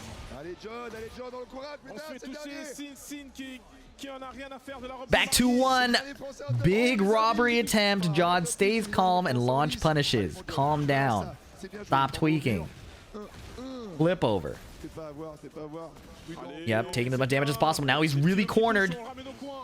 Pushes back a bit. Now he has spin available. If he goes to the left, forward 1+2. De l'ami Jeondding. All of a sudden, Jodd's back is to the wall, and he gets swept off his feet. Diabolique, hein. Again, threatening it while standing 4. Nice block. 3-1 heat dash. Threatening the sweep again, and then backing off and whiff punishing Jodd's hop kick. Oh, but he wipes the floor underneath Sin's highs. Counter hit launch. Tons of healing. Heat dash can carry to the wall, surely. No, he goes for the spike instead. Heat dash for pressure. Wipe the floor on delay, waiting for the spin to finish. The spin to finish. Expire. The word I was looking for was expire. Down forward 1-2, sidestep to the left. Oh, la balayette pour punir le spin, ça c'est couillu, hein. C'est couillu. Counter hit. Down back 2. You rarely see that these days. Allez, t'en vas, t'en vas. Back 2-2-2. Slap, slap, slap. Pression, dégâts. Oh, whiff punish, and Sin heals all of that gray. Sidestep flash to resplat. These optimizations. 68 spike into refloat. Finishing the string. Nice block punish. Backflip. Can't. Not much you can do on block there. Elle fait mal. Nice block punish. Bien puni, ça. Sin in a great position. 2 throw no break. Jodd did not break the throw. A devastating mistake. Set point to eliminate the final Frenchman in the bracket. Il peut sortir devant ton public. Sin pulling out all the tricks he has now, breathing on his feet. High splat. Crachat. Down 2-2-2, flip over. Nope, he goes a bit too soon. Door knocker. Heat smash, time to guess. Goes low, nice block, shoots him, but no wall splat. Down like 2, homing, but it was out of range. Threatening the sweep again, baiting the hop kick. He's in his head. Allez. Oh, CD2, that's it. Spike. And Sin tweaks his way into top 8. Very well played.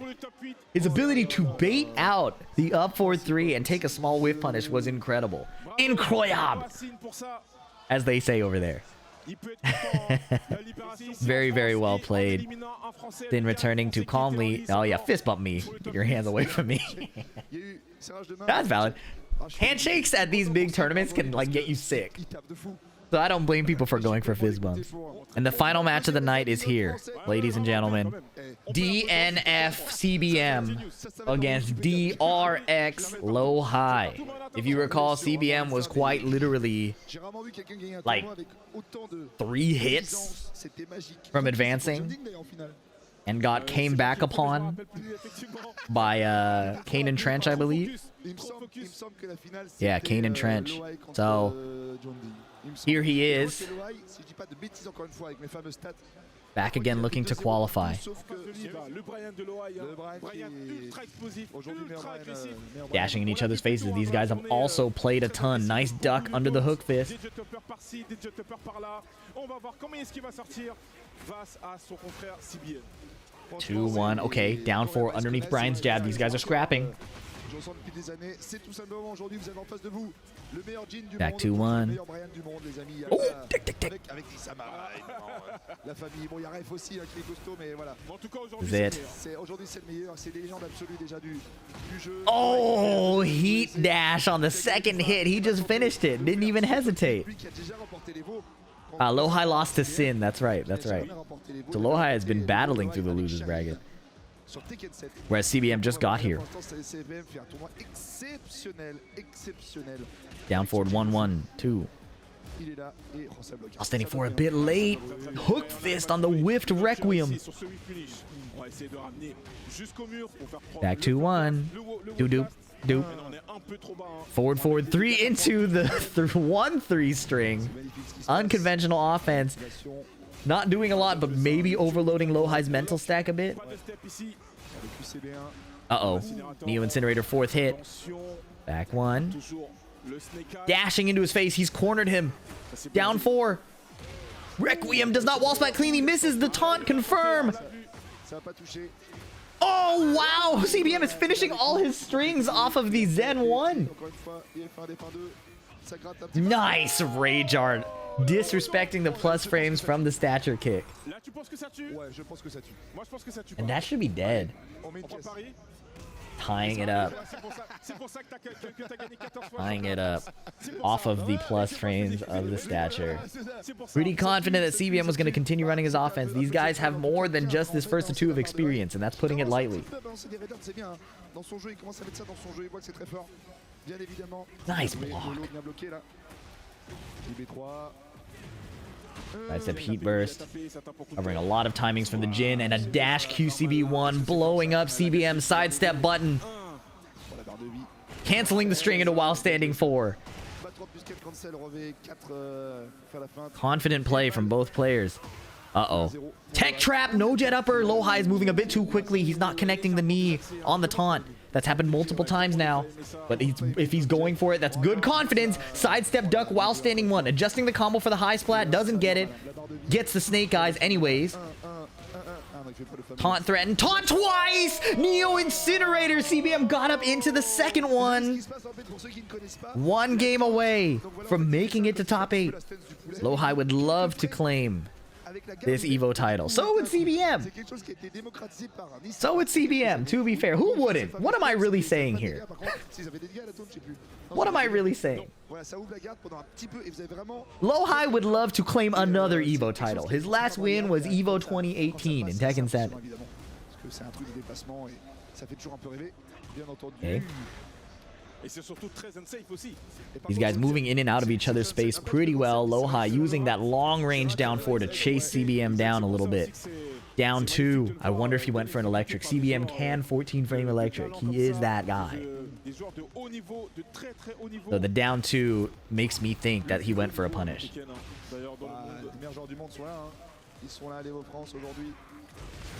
Uh-oh, Neo Incinerator. Down back 3, super hatchet after. Single down forward 1. CBM is frozen in the corner, and Lowhigh is beating the bricks out of him. 2-1 counter hit. Is it beating the bricks off him? I don't trust my English right now. It's been a long day. Jab down 4, 1-2 counter hit. Uh-oh, he's moving forward. Taunt dashing. Dash blocking into a low parry. Okay, back to 1 shoulder. Taunt Okazemi down back 3 for some guaranteed damage. Oh, he ducked a 2-4. And that should be it. Heat dash, just 1 hit. Oh my, he didn't have to do all that. It's set point, elimination point, top 8 qualification point.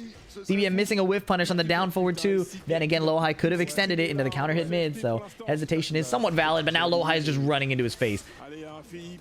They've swapped sides. CBM fails the counter hit throw break and gets launched by the exploding meteor. He's in the air. Bryan Fury is taking him to the wall. The sidewall may save his life a bit.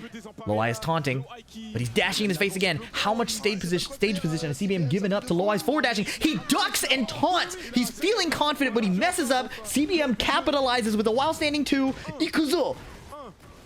Flip over. CBM still in it. Misses a little whiff punish after sidestepping the 1-2. Snake Eyes super parry. Lowhigh continuing to move in. No duck. UCB1 down 4. Zen stance going for some big chip and plus frames. Nice block on the low, and that's it. He finishes the string. No room to rage art. And Lowhigh qualifies in a decisive win. Very convincing. Unbelievable. CBM unfortunately out of the tournament. A rough way to go. And YouTube and chat, that wraps it up for today. Thank you for watching. That was top 24, and tomorrow is top 8. I have about 7 hours to sleep. We're going to try to put up these videos as soon as possible.